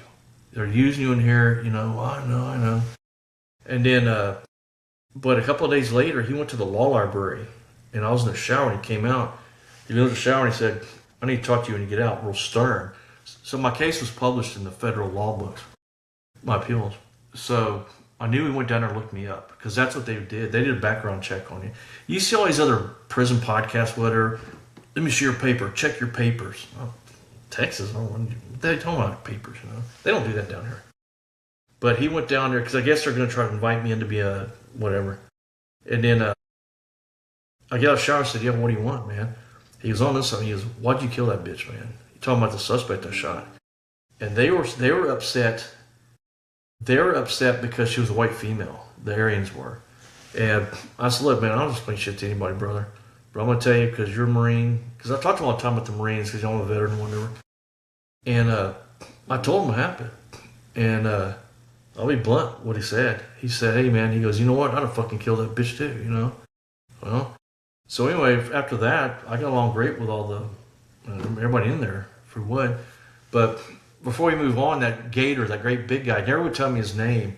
And one day he was in the shower. He left his prison ID sitting on the table. I saw his first name was Gregory. Gregory Ezel was his name. And he wound up dying of cancer. I ran into a medical unit, and he was dying of cancer. But anyway, he gets out of the shower, and he comes back, getting the mail, and I said, hey, seriously, Gator, what's your name, man? He goes, it don't matter. My name's Gator. I've been called Gator since I was a little kid. I said, Gator's cool, man. I said, but as long as you don't go by Gregory, if there's one, this is prison, so I can throw this out there. I said, if there's one faggoty name I can't stand, it's Gregory, you know? And he kept looking at me like, I was just messing with him, because I had a rapport with him, you know? And to this day, I don't think he ever saw his ID. But he was like looking at me and all crazy eyed and whatever. But like I said, I ran into him a number of years later when I was passing through a medical unit. He was dying of cancer. You know? But after that, I got out of that medium custody, and like a month later, they let Christopher Lee Melton, that Marine, they let him out of medium custody and put him. He went there and told him, I don't want to be this gang thing anymore, and he changed. And I was proud to see that. But that's the other than that. There was it was just constant, man. I wound up filing lawsuits against a bunch of these prison people. That dragged on for 5 years in federal courts, and it caused all kind of hell with people. And then one of the wardens that was involved in getting my neck and my shoulder and jaw busted, he wants to get transferred to another unit, and this guy's name was Jim Smith. And I'm sorry, this was Ed Smith. Jim Smith is another one. But let me back up. I got sent to another unit way up in West. I got sent back to Price Daniel like 10 years later. And the guy died, Juan Flores died. I get sent back up there. And then there was that Sidewinder dude was there. But when I was up there, it followed me, the jacket I had on me. And mind you, we're going through parole after parole set off. You know, my third time up, a parole commissioner after talked to me, and she said, "You're never getting out on parole. You know, your family will find another way to get you out of here. You never get paroled out here because your case." And then, let's see, another parole rolled up, and a parole commissioner, appointed by the governor, extorted $300,000 from one of my family members that I didn't found out what was going on. They didn't. I had a very wealthy aunt and uncle who helped finance all my legal stuff, and they moved back to California. And they just saw how corrupt it was down here. They got reached out by a church ministry, if you will, and said they had connections to get me out. That's a whole crazy story. But I didn't know this was going on, and it was like a Saturday night. I'm laying there reading like I always did. Door rose, and guard said, 2 guards come and get me.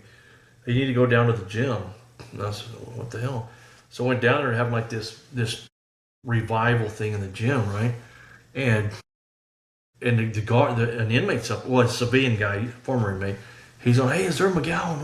Where's is there a Kent McGowen in here? The guard was, isn't that you? And I said, yeah, what the hell? So I go up, and they go behind this partition they had, and there's this little old black lady, like in her 90s, in a wheelchair. Gertha Rogers was her name. They wrote a book about this lady, actually. Well, she grabs my hand. Well, it's so nice to meet you, and you have the most wonderful family. They provided my church with a fleet of vehicles and paid off our, the church building and all. And they paid for my ministry. And I was like, what the hell? So I played along with her. She goes, you mind if I pray with you? And I said, well, no, go ahead.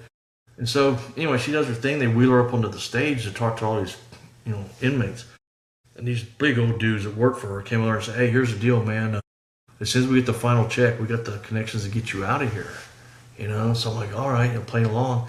So I left there, and I got on the phone and called my dad. He said, "You know anything about my aunt and uncle?" Don't. He said, "Yeah." I said, "Do not say anything," because they monitor your phone calls in the mail. I said, "Hey, come see me this weekend, Dad." So he came. He told me. I said, "Man, we're all going up in prison over this," And then in later years, when the Texas Rangers got involved, I'll tell you what happened on that. But did you get to a point to where you just got sick? Anytime somebody says, "Okay, I'm going to see what we can do to get you out of here," did you just get to like, "Okay, all right, yeah, show me, don't tell me, otherwise shut the fuck up"? yeah. And I started losing family members, and Damn. I was only in a couple of months. But I knew my grandmother had cancer, and I was standing in the 110-degree sun, and the chaplain at the unit I was on at that time, he comes walking in there with some crazy looking, what do you call it, like crushed velvet disco suit. He goes, "Hey, who's McGowen? Who's McGowen?" I said, "That's me." He goes, I'm the chaplain." I said, "Yeah, what do you want?" He said, "Yeah, your grandmother died. I had a call." All right. He's trying to walks off. So I'm like, but lost a lot of friends and family, and then it gets worse at the end. But they, just getting into them one thing after another. But when I was on the back at that same unit again, they tried to say I wrote a death threat against the captain, right? So they called me. They're trying to jam me up during this lawsuit. Very vindictive, but they're all stupid, and they're not investigators or prison guards. So they called me down and said that they received a handwritten note from me that I was going to murder this captain, right? So I'm like, what? And so they gave me this major discipline case. We'll go down in a couple of days over this. So I get called down a couple nights later, assigned for it. It's this female guard, who's actually about 15. And I said, "Hey, I'm very familiar with the law." And I said, I have a right to look at the evidence against me. She goes, "You really know the law?" And I said, "Yeah." And she goes, "Well," I said, "Why didn't you see that letter I wrote?" Clearly a girl wrote it, big looping letters, And then, and there's misspelled words in it, the grammar. I'm a grammarian. I was raised that way. No way I wrote that. So a day or two later, they called me. That's like the warden, assistant warden, major. They're going to jam me up over this thing. Well, I have my log. I kept a journal, a logbook, the whole time I was in there, So I brought that with me. And I said, "All right, I'll tell you gents what." I said, "I have my journal, which I've written for years. And it's not, my handwriting in there is not going to match what's on that death threat." They said, "Well, how do you know it's on a death threat?" And I said, "I've seen it." I wouldn't tell them, So anyway, they break it out, and I open my journal. The command staff's looking at it, looking at me, looking at it, and they said, "No fucking way. That's no match, man." Because there was somebody else trying to set me up, I said, "Yeah."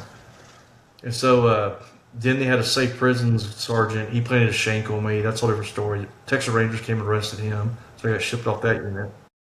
But when that happened, that's told you about the handwriting thing. The warden there, his name was Jimmy Smith, and he saved me from serious criminal charges. No relation to Ed Smith, the warden that busted up my jaw.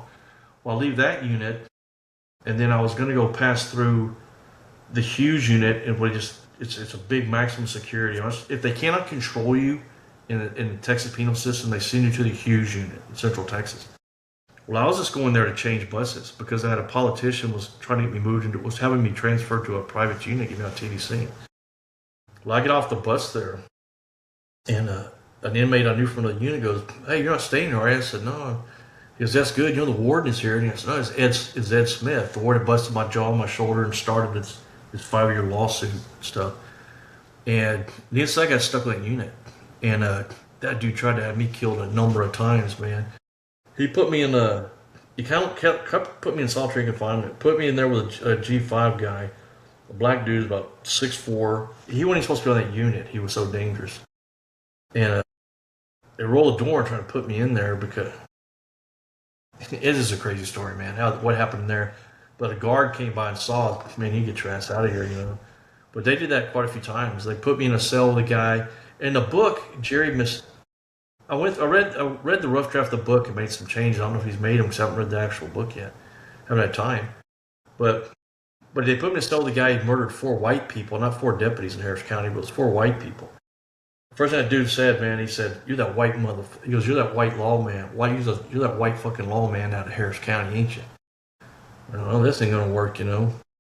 But then they took me out of there, and then they put me in where the solitary confinement cells are, and they put me in a shower. The showers are literally 3 foot by 3 foot, and and they're turning the steam and shower on to heat it up, right?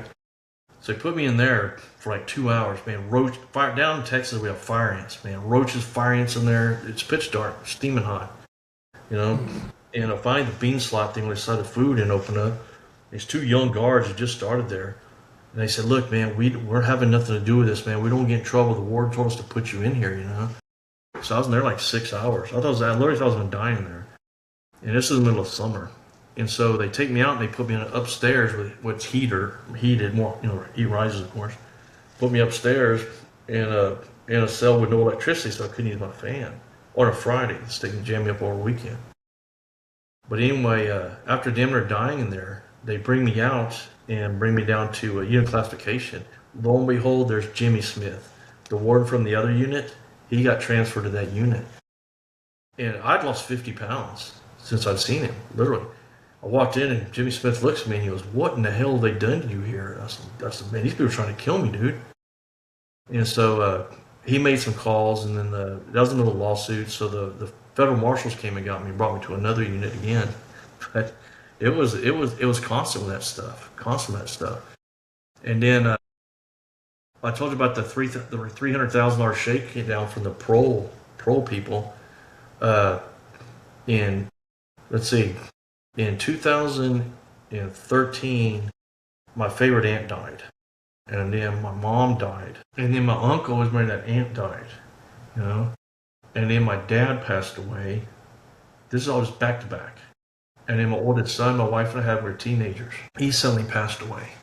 And then a few months after that, my sister-in-law, who was married to my brother as a policeman, I'd adored her since I was 9 years old. They were high school sweethearts, you know. But right before my dad died, it was March 3rd of 2013.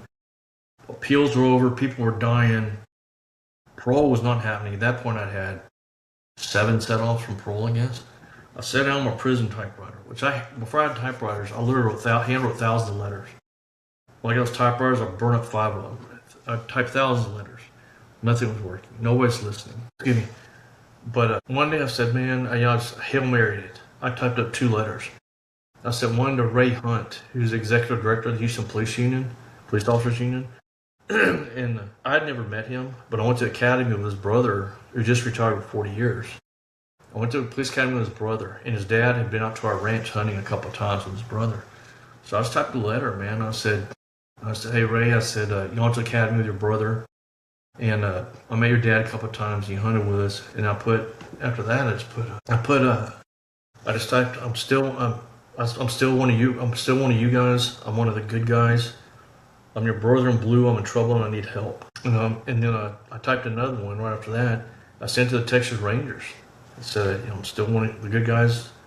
I'm one of you guys. I'm your brother in blue. I'm in trouble and need help. And I just Hail Married him out there. And Ray got his first in Houston. And then he looked in and he called my dad and he said, what the hell's going on? Somebody had told him. And then Ray told my dad, he said, don't tell Ken we're coming to see him. But of course my dad did. And then Texas Rangers, it bounced around from like where I was to they went to I think College Station, Waco, Dallas. Finally landed on the right ranger in Houston at Company A, Texas Rangers. And they called my dad. And he said, what the hell's going on, man? And so Ray came and saw me first. And he walks in and he said, man, I'll be honest with you, I thought you're full of shit. He said, and he called his brother. Then he called people at Houston PD that I worked for. Got the same story. Then he called the sheriff's department, got the same story. Then he called the DA's office. They said, we know what happened. So he started helping, and then the Texas Rangers showed up. And that really got the attention of those prison people, And that's some crazy stories that went on when he was there visiting me, because the prison people thought it was about them. And eventually it was. The Texas Rangers had 2 investigations. They had one going against Harris County Sheriff's Department where I worked, and the Harris County District Attorney's Office. Then they had another investigation going on with TDCJ, the prison, the Texas Board of Pardons and Paroles over the shakedown and whatnot. And and then another one against the TDC's Office of Inspector General. Those jerks. It was just cover for their buddies. But yeah, I sent that out, and that gave me some hope. And then my dad put a $1 million reward on the internet for anyone that could legally get me out, just get a witness to step up. Well, my dad put that on the internet, and then 3 days later, Cogdell, my lawyer, had my second trial, the cokehead. He shows up unannounced at the prison in a chauffeur-driven limousine. And I walk in there, I said, what the hell you do? I hadn't heard a word from him in 13 years, I walk in and said, what the hell do you want, man? I'm here. You hadn't heard from your attorney in 13 years? No. Holy shit. Not a word. Nothing. He wouldn't answer letters, wouldn't talk to my family, nothing. How does that happen? I mean, I know you said he's a cokehead, so he's probably a flake, but I mean, how do you have a client go to prison and not have contact with him at least, once a month? Hundreds of letters, phone calls from my parents, emails, nothing. I tell you what, go to Instagram. His name's Dan Cogdell. Look up Cogdell Uncensored and see what he says. All the stuff he's got like 2.7 million viewers a couple of days ago. That's him. He's the most arrogant asshole. And I couldn't help but make comments on some of the stuff. We were talking about defending police officers the other day, about how it is when they're innocent. He said in one of his little snippets, he was talking about, he goes, I've hundreds of cases, and he goes, I don't remember any of them except for the ones I lose. So I typed up, hey, remember me? You lost my case because you're high on cocaine. He never, I think I told y'all previously, he never talked to any witness prior to trial. I had him for nearly a year before the trial. The only one he talked to was my confidential informant for less than an hour the Sunday night before my trial started Monday morning. He never even talked to two officers that stood there with me at the shooting. He never read one document, nothing. But anyway, absolutely insane. Yeah, it's just insane how arrogant he is on there. But he, so he shows up with that, and he opens up a leather. He was famous for wearing these gold cufflinks that were a lady's butt. He comes on with like Armani suit and his presidential Rolex and all this, and he opens up his portfolio. And I'll see that front page of the website with me in my uniform getting a life-saving award and $1 million reward, and he flicks it over right in front of me. And then he said, I said, what do you want? Why are you here? And he said, well, he said, I know you're innocent. I'm trying to get your innocent ass out of here, blah, blah, blah. I've already got so-and-so investigating this. It was all lies. And then, after that, when he came there I believe it was December 14th, on a Thursday. Both my parents were terminally ill, living outside of Austin. And then they drove up, their driver brought them to meet with me. And that was the last time I'd ever seen my mom. She died just a few weeks after that. That was the last time I ever saw her. They were so excited about him showing up going to help. They wanted to come see me, see what happened. But then, it's like for 5 years, and then he just lied for more time. And then more craziness happened. And then I went back to one of my original units, and the Texas Rangers came on a Tuesday, and then they're going to come back on Thursday. Well, Thursday, a guard comes against me and said, hey, you have a visit, Well, I thought it was the Rangers, right? So I go down there, and lo and behold, it's a guy, this guy's about 6'9". We went to an African-American guy named Elvis Hightower. He was a parole commissioner who shook my family down for $300,000. And so I go in there, and he goes, and I'd never seen him before. I go in there, and I said, who are you? He goes, I'm Elvis Hightower. He goes, I'm the one deciding whether you get on parole now or not. And I kind of looked at him, and I said, he goes, let me tell you what. He looks at me and leans up, and he goes, good fucking luck. And turned around and walked out. So I'm like, well, right to set off there. Yeah. And then I go back to my dorm. 20 minutes later, they call me out again. It's Val, the Texas Ranger. And I told him what happened. He goes, man, let me see if I get this right. He said, the major that busted your shoulder and your jaw and all that, he's now the parole officer of this unit. And I said, yeah. And the parole commissioner that I'm investigating on the shakedown, he just came in here a while ago and told you good fucking luck. And I said, yeah. And he goes, what do you think your chances of parole? And I said, dude, slim and none. And Slim just rode out of town, you know? He goes, I'll take care of this. And then he came back a number of times. And then one time I was talking to Val, the ranger. And I told you the homicide lieutenant and the DA investigator and prosecutor set up, I told you I think previously, several other people, a lot of police officers and deputies. One buddy of mine's doing 340 in a 10 right now. You know, that's a long time. Set up by the same group of guys, bad guys. But I was telling this to Val, the ranger, and he goes, wait a minute, let me see if I get this right. He said, you and Deputy Ron Ackerman was my partner when I was an instructor. And John Denholm, who was an administrative sergeant at the time, this guy set me up the main thing, said all of stuff. He was a big, slovenly, loudmouth boy, real thick Ohio accent. Everybody despised this guy. And he'd bully the rookies, and Ackerman and I were the only ones that ever stand up to him. And he's the one who set us up. Like 2 days after my shooting, he was involved in this very corrupt division, was run by a bureau major. And 2 days after my shooting, the major, out of the blue, promotes this Sergeant John Denholm, promotes him to lieutenant, puts him in homicide, and puts him as the lead investigator against Ackerman and me. They set Ron Ackerman up on a sexual assault that, even though the victim saying it was completely consensual, I met him in a bar, you know. But he did 17 years in prison. I'm telling this to Val, the ranger, and Val said, wait a minute, man. He goes, you and Ron Ackerman had problems with the sergeant. You're the only ones who'd buck up to him. Yeah. And both you guys wind up in prison, and he's the lead investigator on both your cases. He goes, this hasn't raised red flags for anybody. At that point, it had been 25 years. This was 9 years ago. And I said, Val, I've been hollering this for 25 years, man. He said, well, what the hell did Denholm testify against at your trial? I said, he never did. And he said, well, who from homicide testified against you? Nobody was cleared by homicide. He goes, well, who from internal affairs testified? Nobody was cleared. He said, how in the hell did you get convicted? My lawyer was he was coked out and dealing with some corrupt people. But anyway, I'll try to narrow it down some. So anyway, it was nonsense and shenanigans in TDC.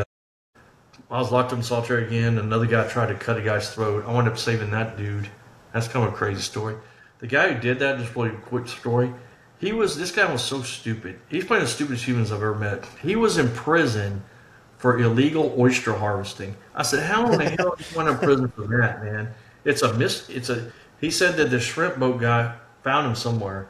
And, hey, I'll give you $100 a day, and all you got to do is ride and drink beer right around the shrimp boat. If the game warrants stop, you take the ticket. Well, they're illegally harvesting oysters in contaminated waters up near the Trinity River and selling it in restaurants. Well, he got 2 tickets. Well, he was a dumbass, didn't realize the third one's a felony. So that's why he got sent to prison. Well, I'm gonna interject something here because I don't think I'll ever get another chance on any CKCA episode to ever say this, but I don't think that we should be harvesting oysters from the wild. I mean, yeah, especially where a polluted river's dumping into the bay. You know? Exactly, because I mean, there is this picture. It has these 2 aquariums in it with water from the same river or whatever, and it has dirty, disgusting water, and they put a bunch of oysters and clams in it, and like within an hour it's like crystal clear. And so yeah, I don't have a problem with people eating oysters or whatever, but I just think that it's just like they want to, they farm raise tilapia. Maybe we should be farm raising our oysters. Yeah, I grew up leave the oysters that are in the wild, leave them alone, and let them do their job. Yeah, I live on the Gulf Coast my whole life, and that's one thing. I don't eat seafood. I don't eat oysters. No way. I don't eat oysters either, but I'm just saying, Well, this anyway. This but I digress. This is the only guy I had a physical confrontation with, and we're in the chow hall one day. It was Christmas Eve or Christmas Day, and this guy's name was John Johnson, and his teeth were black rotted from drugs. He would brag about shooting cocaine on one side of his neck, I think meth in the other, which I believed in. Jesus. And he's an oyster harvester. But he starts yelling at this larger, big Hispanic guy. I didn't even know who this nut was, right? So this guy, John Johnson, was cussing this guy. Hey, Ma, beat you out, beat your ass whenever, ho, bitch, this. And I'm like 3 people behind this John Johnson. And so we go through the line, and he sits at a table next to the to this guy's name was Lamone, his last name. And then they get right before me, and I get up, and it's Lamone, the guy got his throat cut, then one or two inmates, then it's John Johnson, one or two inmates and me come out of chow. We got out of chow, and he took a left to go to the pill window in case he took some kind of medication, or right to go to the housing area. Well, I see Lamone take a left. I see this crazy John Curtis guy take a left behind him. So I went out and took a right, and that John Curtis immediately jumped on the back of this guy named Lamone, who's way bigger than Curtis. And I didn't know that John Johnson, I didn't know that he had a razor blade in his hand. He was cutting the guy's neck with it, right? And that's when they started having all these Nigerian guards. They flooded into, I'm literally straight from Nigeria, flooding into the TDC. Vicious people, man, but cowardly. And there's two female Nigerian guards standing there, and I think he's just hitting the guy, but I see he's bleeding. When I kind of turn, he starts coming toward me. I'm maybe 20 feet from him, right? Nobody's doing anything, And so they come up, and John Johnson, I saw him come up. I still didn't see he had the blade, but I caught him by the wrist and the elbow, and I slammed him backward. This is right in front of the infirmary, hall glass windows. So I slammed him down, and I shoved the Lamone guy got his throat cut toward the infirmary. I said, get in there, The nurses, it's all locked. There's a gardener trying to unlock it to get him in there. Was Johnson dude comes up toward me. And so I grabbed him. I was way bigger than this dude. I grabbed him by the throat, and he started to swing at me, right? So I just kind of, thumped him with my heel on top of the head and knocked him down. By then, all the guards come running and jump on him. And so I just leave, Well, they send that Johnson guy to the nut house for like 2 weeks. They bring him back, and this is how the warden there was named Kevin Neg Midabar, straight from Nigeria. And I in the process of suing him, bringing him in that lawsuit. Well, he moved the guy in the bunk next to me and put this John Johnson guy next to me. Out of 800-something bunks, what are the odds of that? And the guy that was in that bunk had been in like 5 years. And so I knew they were trying to provoke a fight, So I listened to this guy's mouth, listen to his mouth. And then I was in some college classes. I came in one evening, and he put his foot out like to trip me or something, right? So I just kicked it and spun him, and he fell off the bench. So I go, and I'd prepared. I'd watched him. I knew he was right-handed. If he was going to swing, it'd be right-handed. I watched him. I knew this was coming. And I had my back to him. There's a big bright light behind us. I could see a shadow on my bunk. I turned my back, hoping he's going to try to, take a swing on me. And he leaned over, and I turned around. Somebody's going to hit. A lot of times they'll lean forward or stand a couple on their toes, open their mouth to gasp for air. So I thought he was going to swing on me. He leans up and spits in my face, man. Oh. He had these black, rotted, just meth head teeth, and his face is all just scarred up whenever. And in police, that's what you call it. You go to condition black. That's when you completely lose control. And I maintain control. I reached over there, grabbed that dude by the neck. I literally picked him up off the ground. I came around the little cubicle, pushed him in the day room, and like I said, this is the only guy out of all the thousands and thousands of inmates, the only one I had a physical confrontation with. And I smashed him against the TV, and it was those big square TVs. They didn't even have flat screen TVs. And it fell and shattered. There's two female Nigerian guards in the dorm thing. And they're hollering at me to let go of him, I had him bent over this concrete table, and I had my hand around his throat. And she's hollering at me to let go. And I said, you handcuff him. I'm not going to get this guy to hit me, And the little bastard bit me with those rotted teeth on the hand. But, then we want to make a long story short, we wound up getting locked up in solitary confinement. They bring him back from the nut house again. And I got him to write a note. I kept him up for 4 days. Wouldn't let him sleep for 4 days and 4 nights. And I said, hey, dumbass, I said, you know how to write? Yeah. And I said, I didn't ask him if. I said, who sent you after me? And he told me it was this warden and this major, So I wiped up a piece of paper, and this dumbass actually wrote it down twice. So I need a copy. So... But anyway, it was just that constant stuff. And then I know you're probably running out of time, but I got sent. Ray Hunt was making calls, and when my son passed away, they moved me over to the high tower unit, which is the nearest one to my house. And it was just constant problems there. But saw parole there. That was my 9th. I got set off 9 times at this point. I was eligible for parole for 15 years before I got let out. And we'll get to that in a second. We'll wrap it up, I guess, when I get out. But I go to that unit, and then some calls are being made to help me with Ray Hunt and some politicians. and I get sent to a private unit for my last couple of years, which dude, I'll get pillows, air conditioning, and they fed you no ground pork. It was like, what? And it was crazy, man, for the last 2 years. And when I was there, I came up on parole my last time. I went through the prison entrepreneurship program. And then because of COVID, nobody come in, so 3 other inmates, I ran that program. You know, it's a multi-million dollar operation. We ran it from the inside. It was crazy. But how I got out, man, was the major was a great guy. That private unit, there needs to be private units. I know there's a lot of controversy over that. There need to have private units. I don't care if they're making money off of it or not. You mean like privatized prisons instead of like state or federal run? Yeah, this was MTC, Management and Trading Corporation. And actually, I wrote a letter to the governor and some senators. And that guy, Scott Marquardt, owns it. Family business. They own 38% of Job Corps. They own prisons in Africa, Australia, all over. But he got on his private jet and flew down to meet with me over that letter I wrote during COVID. And you always hear people complain about like privatized prisons, like, oh, they shouldn't be making money off of it, this, that, the other.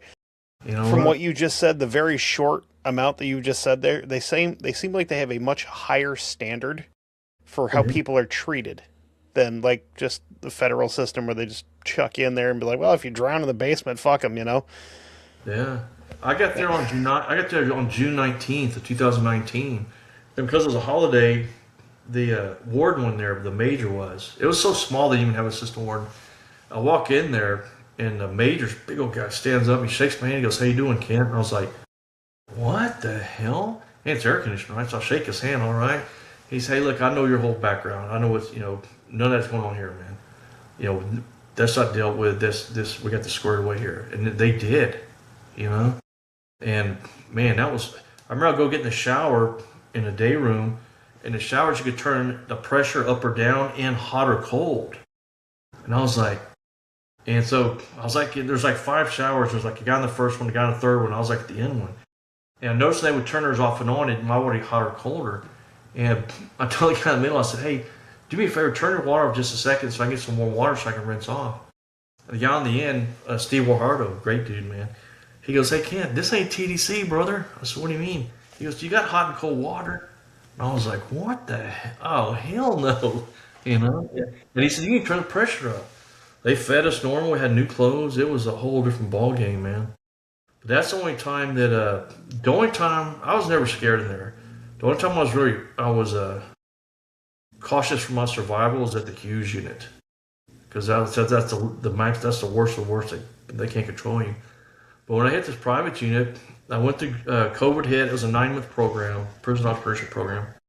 And I came up for parole, and COVID hit, and so we ran it. And about a year later, I came up for parole again. And I only had like 11 months left, Well, about 12 months left. Well, the major comes and gets me out of the chow hall, and he said, hey, man, he said, the parole commissioner wants to talk to you. And I said, all right. So I go in the major's office, and there was a computer, Because of COVID, she couldn't come in, And so major's name was Kenneth. Man, I don't remember his last name. He was a really good guy. But he sits me at his desk, I'm like, all right. And then he shuts the door, and he goes, hey, she'll come up on the computer in a minute. I said, all right. So it pops up, and it's like the lady next door, It's a housewife-looking lady, maybe 50. And I was ready to give her my spiel. This is the third time I actually talked to parole, just because there's high-profile case, political people involved.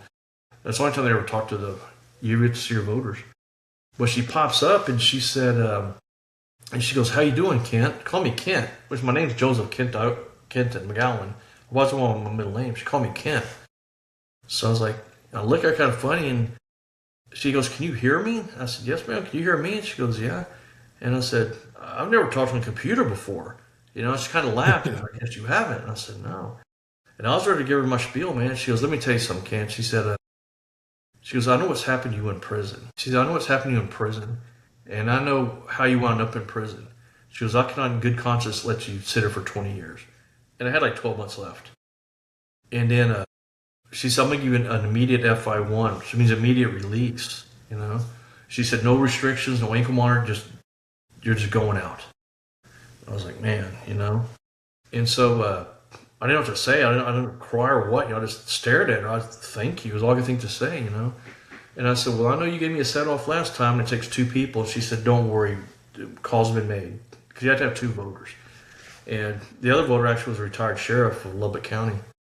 But she goes, it's been taken care of, you know. And I was like, thank you. And then she goes, do you know why you've been denied parole for 15 years, 9 times? And I said, why are my suspicions? She said, the names John Denholm and Steve Clappert ring a bell. That's the homicide lieutenant and his buddy DA investigator set me up. And I said, they're the guys that set me up. She said, let me tell you, man. She goes, they've been for 15 years, they've been calling up there telling us that if we let you out, that you have contracts that haven't killed, you're going to murder if they get out.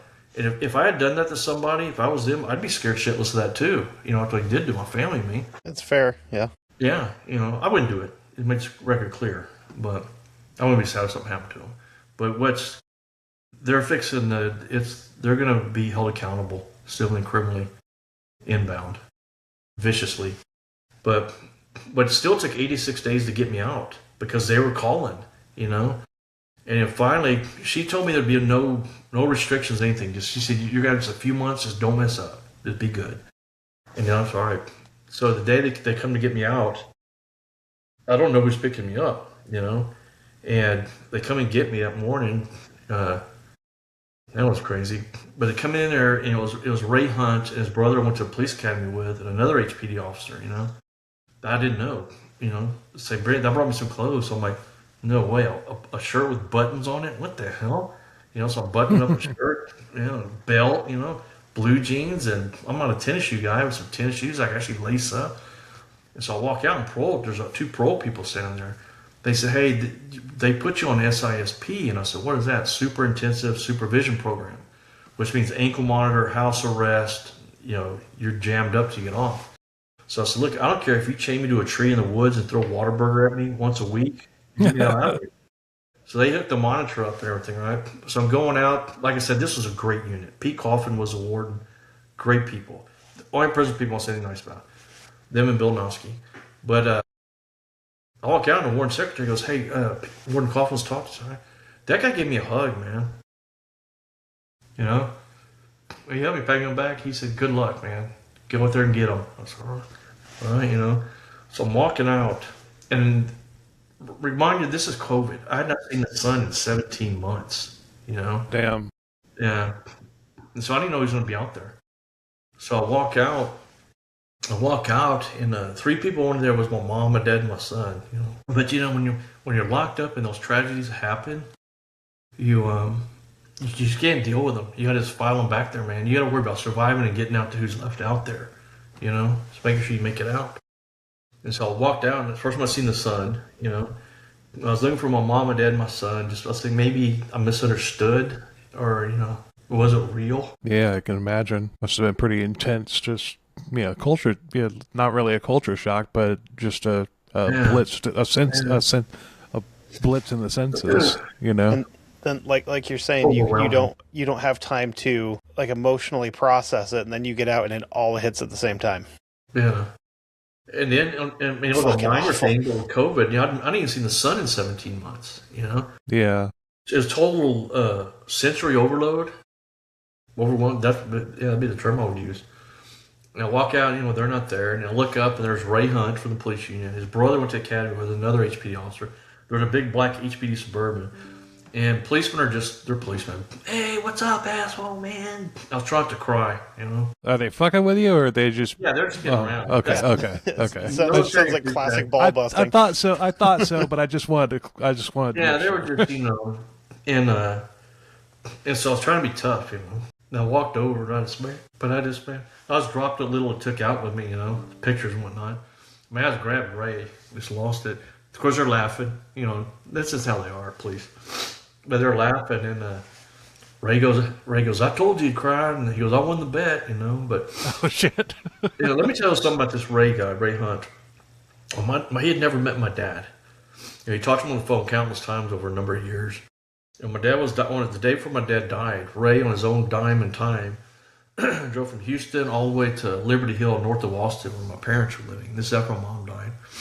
And then he went and saw my dad on his deathbed, you know. And then he hugged my dad and told my dad, and when he left, he said, I'll get him out of there. But then right after he left, I called, and I knew my dad was dying, and my son was there. And my son said, hey, Dad, he answered, he goes, you know what, police officer, HPD officer named Ray Hunt? And I said, yeah, what makes you think? He goes, he was just here. But then he came and saw me about a month later, man, what kind of person would do that? You know, a rare person. Good one. You know, yeah. His reputation is impeccable. But Ray Hunt, and I can't say his name, he's a very high-ranking political official in Texas. Those dudes literally saved my life probably 24 times. Literally making calls to prison. They would call to prison, hourly. They would come, hey, pack your gear, middle of the night. Whenever something flared up, they literally saved my life. I would have not made it through there mentally or physically if it was not for Ray Hunt. And he's quoted in the book numerous times. He spoke with Jerry Langton, the writer, at length. But actually in the book, Jerry asked Ray, he said, do you think Ken will ever get over this? And Ray very astutely, Ray's quoted in the book, he said, innocent people that have been sent to prison, and go to prison being innocent people, that's Ray Hunt. That's him, yeah. It's one thing I'm very good at is like, I can just find somebody real quick. That's one of the best human beings I've ever met in my time. What that guy did for my family, and since I've been out, what he's done, he's backed me 100%, man. He's and he faced a lot of heat over this, but he tells me everybody I talk to, he'll talk to you guys, man. And he said, give everybody my name. He goes, I know what happened. Let me test real quick. The first time Ray came and saw me, I never met him before, but when he came and saw me, and he told me later, he said he walked out, he was in an HPD on a cool car, called plainclothes car. He said he got on his cell phone, he called Brian Binkin, one of my lawyers, my original union lawyers, and because at that point Brian was working for the Houston Police Union as an attorney, and Ray walked out in the parking lot, and he called him, and I forget what Ray told me this. Ray said he called Brian Binkin, Brian answered the phone, he goes, I'm going to give you one name, all I want to know is guilt or innocent, I want to know one word, guilt or innocent. He said Joseph Kenton McGowen. He said he said Brian, the lawyer, he got choked up. And he said, I've lost sleep every night for 25 years over what happened to him. He said, innocent, 100% innocent, But, yeah, and actually Jerry spoke to Brian Binkin, the writer of the book. But when I got out, it was, they came and got me. We went to, when I was on that SISP, I couldn't even stop going anywhere. They had to get permission from the chairman of the board of pardon paroles to even stop. I couldn't even go in. They stopped through a Whataburger drive-thru. Actually, I have a picture that they took of me sitting in the back of the Suburban, hold up a Whataburger cup and a Whataburger with a bite out of it, grinning like the proverbial possum eating shit, as they say down here. And right, I said, man, Whataburger's going to hit on this. They videoed me coming out, but you can hardly see it. It was all, I think everybody was kind of jumpy and acting crazy and whatever.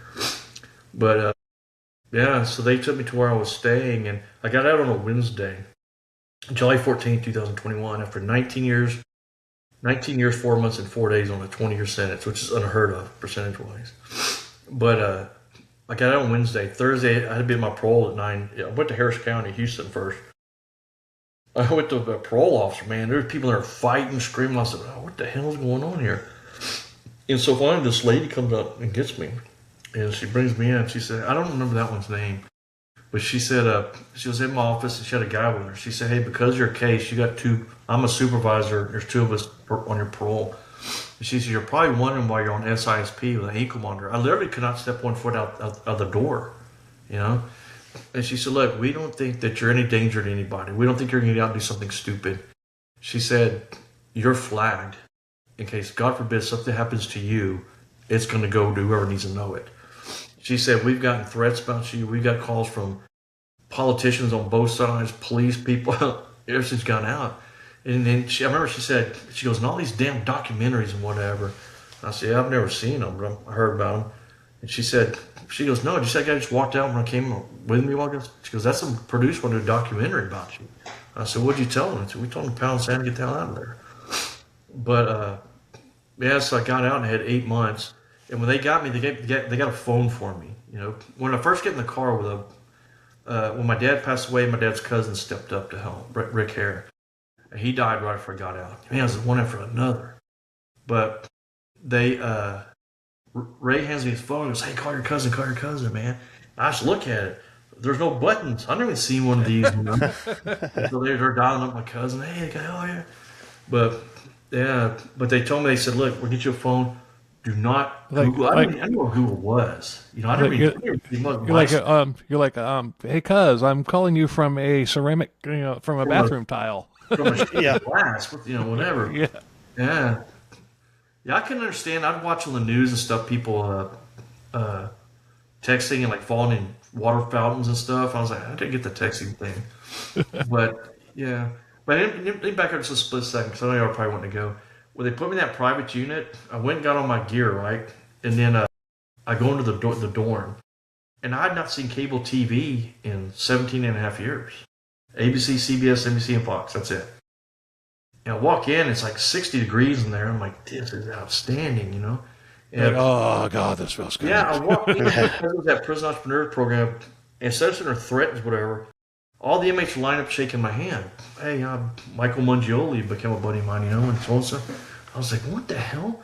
I look up and they're watching Naked and Afraid on TV, right? So I look at Michael Mangioli. He and I are still pals, I said, y'all got porn in here? And they all started laughing, No, that's a show on Discovery where I said, what the hell's this? What are you discovering? They're running around naked, Culture shock, man. But anyway, I go to my parole officer and she said, look, we have people watching us, watching you. Do not screw up. And then, of course, Ray and those guys told me, don't Google yourself or anything. So my long story short, I transferred to another county a few weeks later, just north of Harris County, Montgomery County, where I knew some people. My parole officer there, she was a freaking character, man. And she told me the same thing. Don't screw up. And then I was living in a pretty cool place then. But she almost had me sent back to prison. And because I research everything, overanalyze everything to a fault. But I looked up, once you're out on parole for 100 days, they have to give you 8 hours a week. You could take 2 hours here, an hour there, take one full 8 hour day. They're trying to reintegrate you back into society, right? Yeah, so now I go to my parole officer every week. So, and she was a comedian, man. She was a freaking comedian. And I went in there, I said, I have a question for you, Miss Mathis. She goes, I know, McGowen, it's 100 days. And I said, yeah. So I was kind of easing out here and there. So I went to see my ex-wife, and she and I are still best friends. I'm at her house now. We've been best friends since 1980. And so her and my granddaughter I'd never met. We went to eat, then another week we went out to this place, what's it called? They have like a bowling alley and games for kids and serve pizza and whatever, Chuck E. Cheese. Yeah, something like that. Something similar. They had a bowling alley. What? I forget what it's called. Standing room or something. Anyway, I was, I had my phone in my pocket. And I barely heard it ring because there's like kids' games and whatever. I looked on it and it said government line or something. Because all my friends are police officers still, so they all have like their phones that have their number on. So I thought it was one of them, right? So when I started answering, it hung up, and I said, "Oh, they'll call me back." So I put it in my pocket. I said, "I better put that on vibrate, man." Thank God I did. I put it on vibrate, and 10 seconds later, it vibrates. I look to pick it up, and it said something like state official or something like that. And I answer, it's this girl, and she goes, "Hey, is this Joseph McGowen?" I said, "Yeah, who's this?" She goes, "This is so-and-so." She goes, "I'm with the Texas Board of Pardons and Paroles Warrant Division. Where are you?" And I was like, "What?" And I told her, because my parole officer, she had to put it on the computer, because they monitored me on my ankle monitor. It's literally a square meter. And on the weekend, somebody got the warrants division because I wasn't where they thought I was supposed to be. And she said, "Man, if you would have picked up that phone, my next call was to the sheriff. They'd have come picked you up right there where they were." That would have looked good for all these kids, my granddaughter, whatever. But I was out on this place I was staying at, a really nice balcony, and I literally could not step outside the door, but it had this, and there was other guys in the same position as me, and there was like a 3-story, it looked like an old hunting lodge. It had a metal roof on it. We figured out we could step out on the balcony, it wouldn't ping, right? So I'm after afternoon, I see a car pull up. This Miss Mathis gets out, and she was this real country African American lady, very voluptuous. She gets out with these little flip flops like Daisy Dukes and a halter top. What I'm gonna do? Run inside? And she didn't care. She goes, Miss McGowen, what are you doing up there? And I said, I'm doing my business. She said, you better get your ass down here, man. But she was really cool. And I went in and cut off my ankle monitor. But then when she almost got me arrested, that was like on a Saturday, and I had to go see her on Tuesday, right? So walking her off, she looks at me, she goes, don't even say it. I already got called about it. I said, woman, Miss Matthew's going to be thrown back in jail, She said, it was my mistake. I didn't put it on the computer. But that was it, And then I got off parole on, I got out July 14th of 21. I got off parole on March 10th of 2002. And then I went to up to a farm where I still mostly live now with that old Vietnam veteran that I met in prison. And that's cool. Yeah, he said the farm's been their family for 202 years, since 1824. Just north of Lufkin. Before Texas was even a state. Yeah, actually, it's in Nacogdoches County, in the little town of Nacogdoches. It's the first town in Texas. Yeah, but. So I live out there now, mostly with a cantankerous old 80-year-old Vietnam veteran who's a handful to say the least. But a lot more crazy stuff went on in prison. But I know we don't have hours and hours to go. But that's basically. But that was still interesting.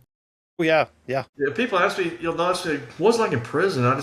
It sucks. I mean, totally everything about it. They make everything as difficult, hard on you. The guards are a bunch of retarded idiots, and no such thing as parole. And it's just, and what I tell people is Shawshank Redemption, man. I was thinking that several times during when you were talking. It was just things you were saying was reminding me of Shawshank Redemption. That's pretty much how it goes, man. And if you're a Shawshank Redemption, but be 115 degrees, they put me. I think it was in 2013 at a heat. We always have heat waves, but prisoners are dying left and right, and I got into it with this idiot assistant warden. He tried to have me whacked a couple of times, actually. But they took our fan from me, and I was in a corner cell with this Mexican guy from Houston who was a comedian. He was crazy how he went up in jail. But they damn near killed us. And they put us in a corner cell so the sun would catch on both sides of the wall. And one night they came in there at like 11:30 at night. It was 100. I think it was like 114 in that cell. They wouldn't give us a fan. And man, they didn't know going to kill us. But that assistant warden, dang, what's his name? They locked me up in solitary confinement for whatever reason they wanted, and come and get me 3 days later. And the assistant warden won't talk to me. God, I'm thinking of that guy's name. But he sat across this big table from me. We had a pretty good captain there. He wasn't a smart guy, but he looked just like Howie Long, same glasses, burr haircut. The football guy, big old boy. He's standing behind me. I'm sitting in the chair, and that captain pops off me about something. I'll pop back at him, and he literally dove over that table trying to get to me. As assistant warden. And so the captain kind of pushed me down and pushed the captain. Hey, so they put him back in seg for everybody to cool down for 3 days. They let you back out, and then I pissed that captain off again. He launches at me again. What an idiot! This doing those legal stuff, but they damn near killed that little comedian Mexican guy and I with that heat thing. Yeah. But there's some other crazy stories. There's hundreds and hundreds. I mean, it was almost 20 years, and it never stopped. It was bullshit every freaking day. Every day something happened. Every day, And I've never seen that show. What's the Orange is the New Black? Whatever. I've heard about it. I don't watch prison shows, but I saw Shawshank Redemption one time. That's how it is. They will freaking kill you in there. They will kill you. I follow a guy. It's called TDCJ Troll. Just on Facebook. Every day there's prisoners dying. Every day from K2. And there's a lot of suicides. Like every day there's one or two. They're all child molesters. Well, somebody's killing these child molesters in TDC. I mean, like every day. They don't just. Maybe if all the auto thieves in there started dying every day, auto thieves are dying. And one was an accident which crushed his skull. How do you actually crush your skull?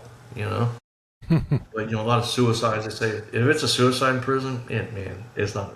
I mean, there's dudes whacked themselves. That's rare. But It's just total bullshit, man. They feed you literally slop. You literally, like, it's like you see in movies, I guess. They drag shit up out of the spinach or whatever out of the fields, beans. You eat beans every meal. It's got rocks. There's literally maggots, grasshoppers and shit in it. I mean, literally. And when my mom and dad were on their deathbeds, Ray Hunt and the politician ran part of the government, runs TDC. He's one of the factions under his command at the time. And then when my son passed away, all 3 times that politician, Ray Hunt, they called the TDCJ and said, bring this guy to see his mom and dad on their deathbed. And then after they passed. And they lied. They told him that they did, and I'm like, no, they didn't, Like, these people they're dirty. They plant stuff on you. And I knew the law. So I'd watch even shithead inmates, man, because inmates knew I knew the law. So they're all asking me questions, And I'd help them write grievances, file charges on these guards. These guards, just file a grievance. I don't file a grievance, man. I file charges. I don't go to your idiot OIG. I get the Texas Rangers in here, man, Yeah. But it was, they would like tear up your typewriter, go through your mail. They call it, they go through your legal mail, which is a felony under Wolf versus McDonald. They just trash it, throw it away, trash your legal mail. They do whatever they want, and they keep moving you around constantly to keep your legal mail from keeping. I lived in Houston. They sent me up 85 miles outside of Abilene. They try to keep you as far away from your lawyers and your family as possible. Which is the exact opposite of what they're supposed to do, I think, right? Yeah. When I was in, something happened in one unit, and I got sent down to Ramsey 1. It's a gang unit. And that one's like, I step off I'm the only one in a van. They take me in a van. And he said, what the hell are you doing? I'm like, this is a gang unit. And I said, yeah. So they did put me in for only 70 days in protective custody. And there was some crazy dudes in there. Are you familiar with the James Byrd incident? That black guy that got dragged by the white supremacist here? Yes. Yeah, I've heard of that, yeah. Yeah, one of the guys who killed him was in the cell next to me, And you can't see each other, of course. You're just looking at a blank wall, then your cells are next to each other. But he was, racial stuff. He'd say, all the guards are black back there, only Nigerians. But I told him, I said, hey, man, you ever worry about these guys tampering with our food back here? I don't give a fuck. Man, he'd say some outlandish stuff to him, dude. Man, you sit back there months and not shower. You piss off those guards.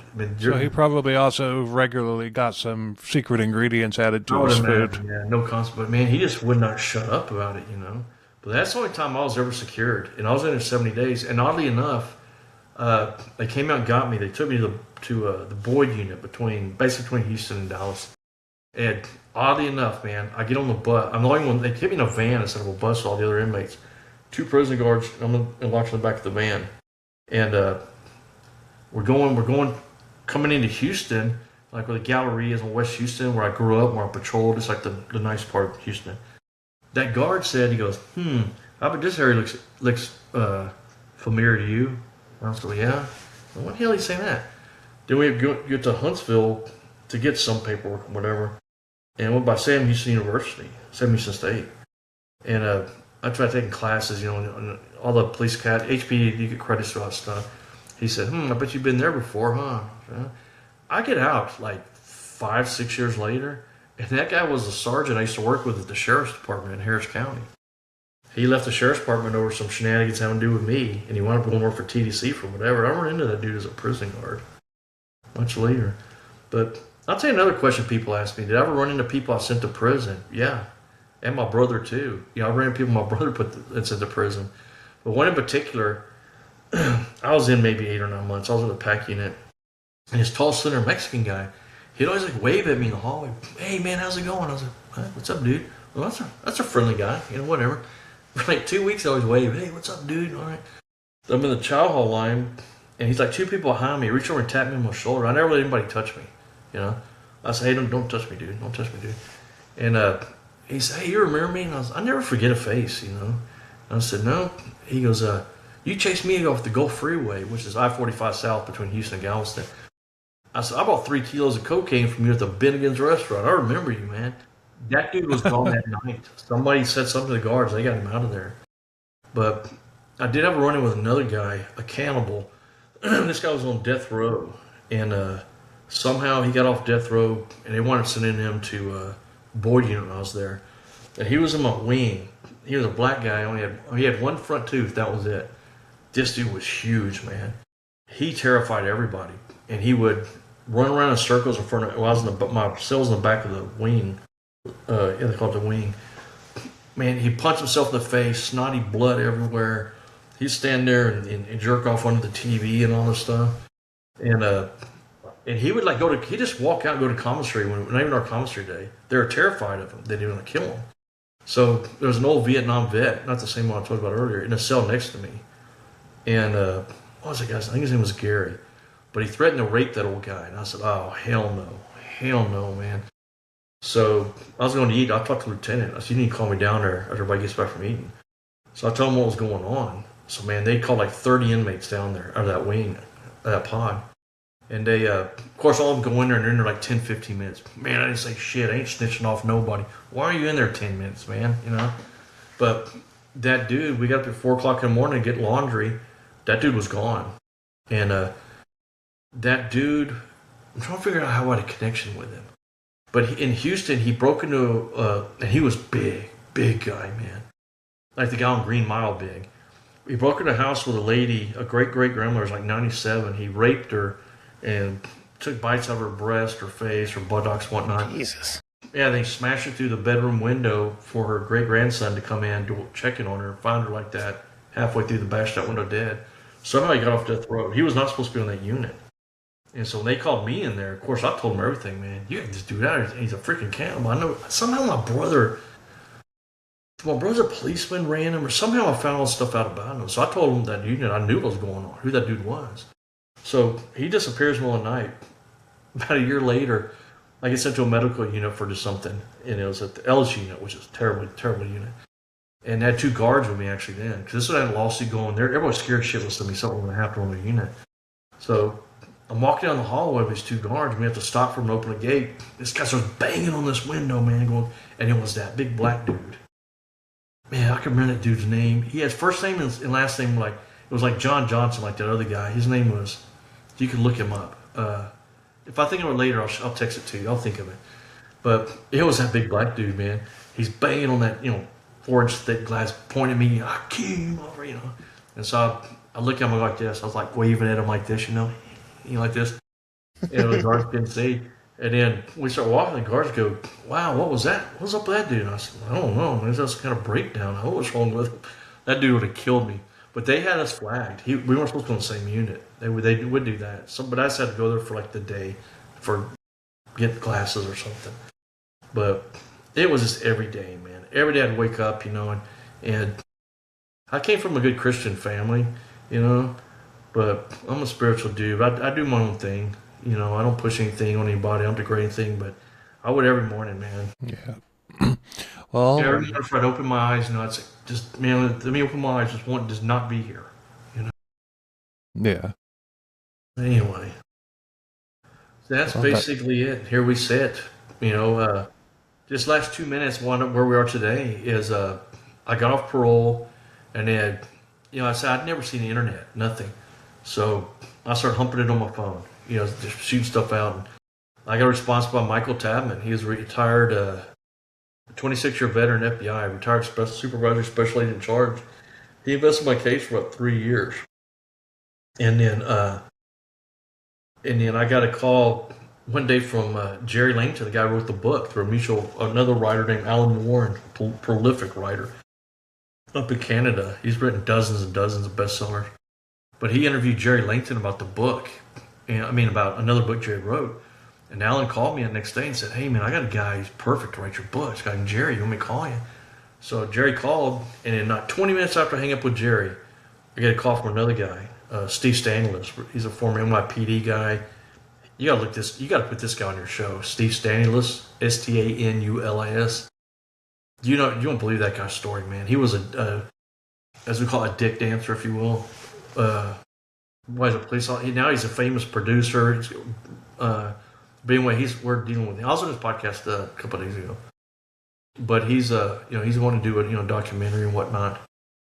But I know other officers, man. Some still in prison, some that are out. I keep like Kim Potter or Potts. I talk to all these people, man. Derek Holtzclaw. I mean, that's his Daniel's call. I'm getting confused. His dad's Eric. But, he's like Oklahoma, got 235 years. Brian Franklin down here in Texas, he got set up. He did 22 years at Ramsey, that place where they had me in solitary confinement. Before they got him out, Dick DeGuerin got his case overturned. He's never made a penny. That dude's struggling. He's been out 9 years.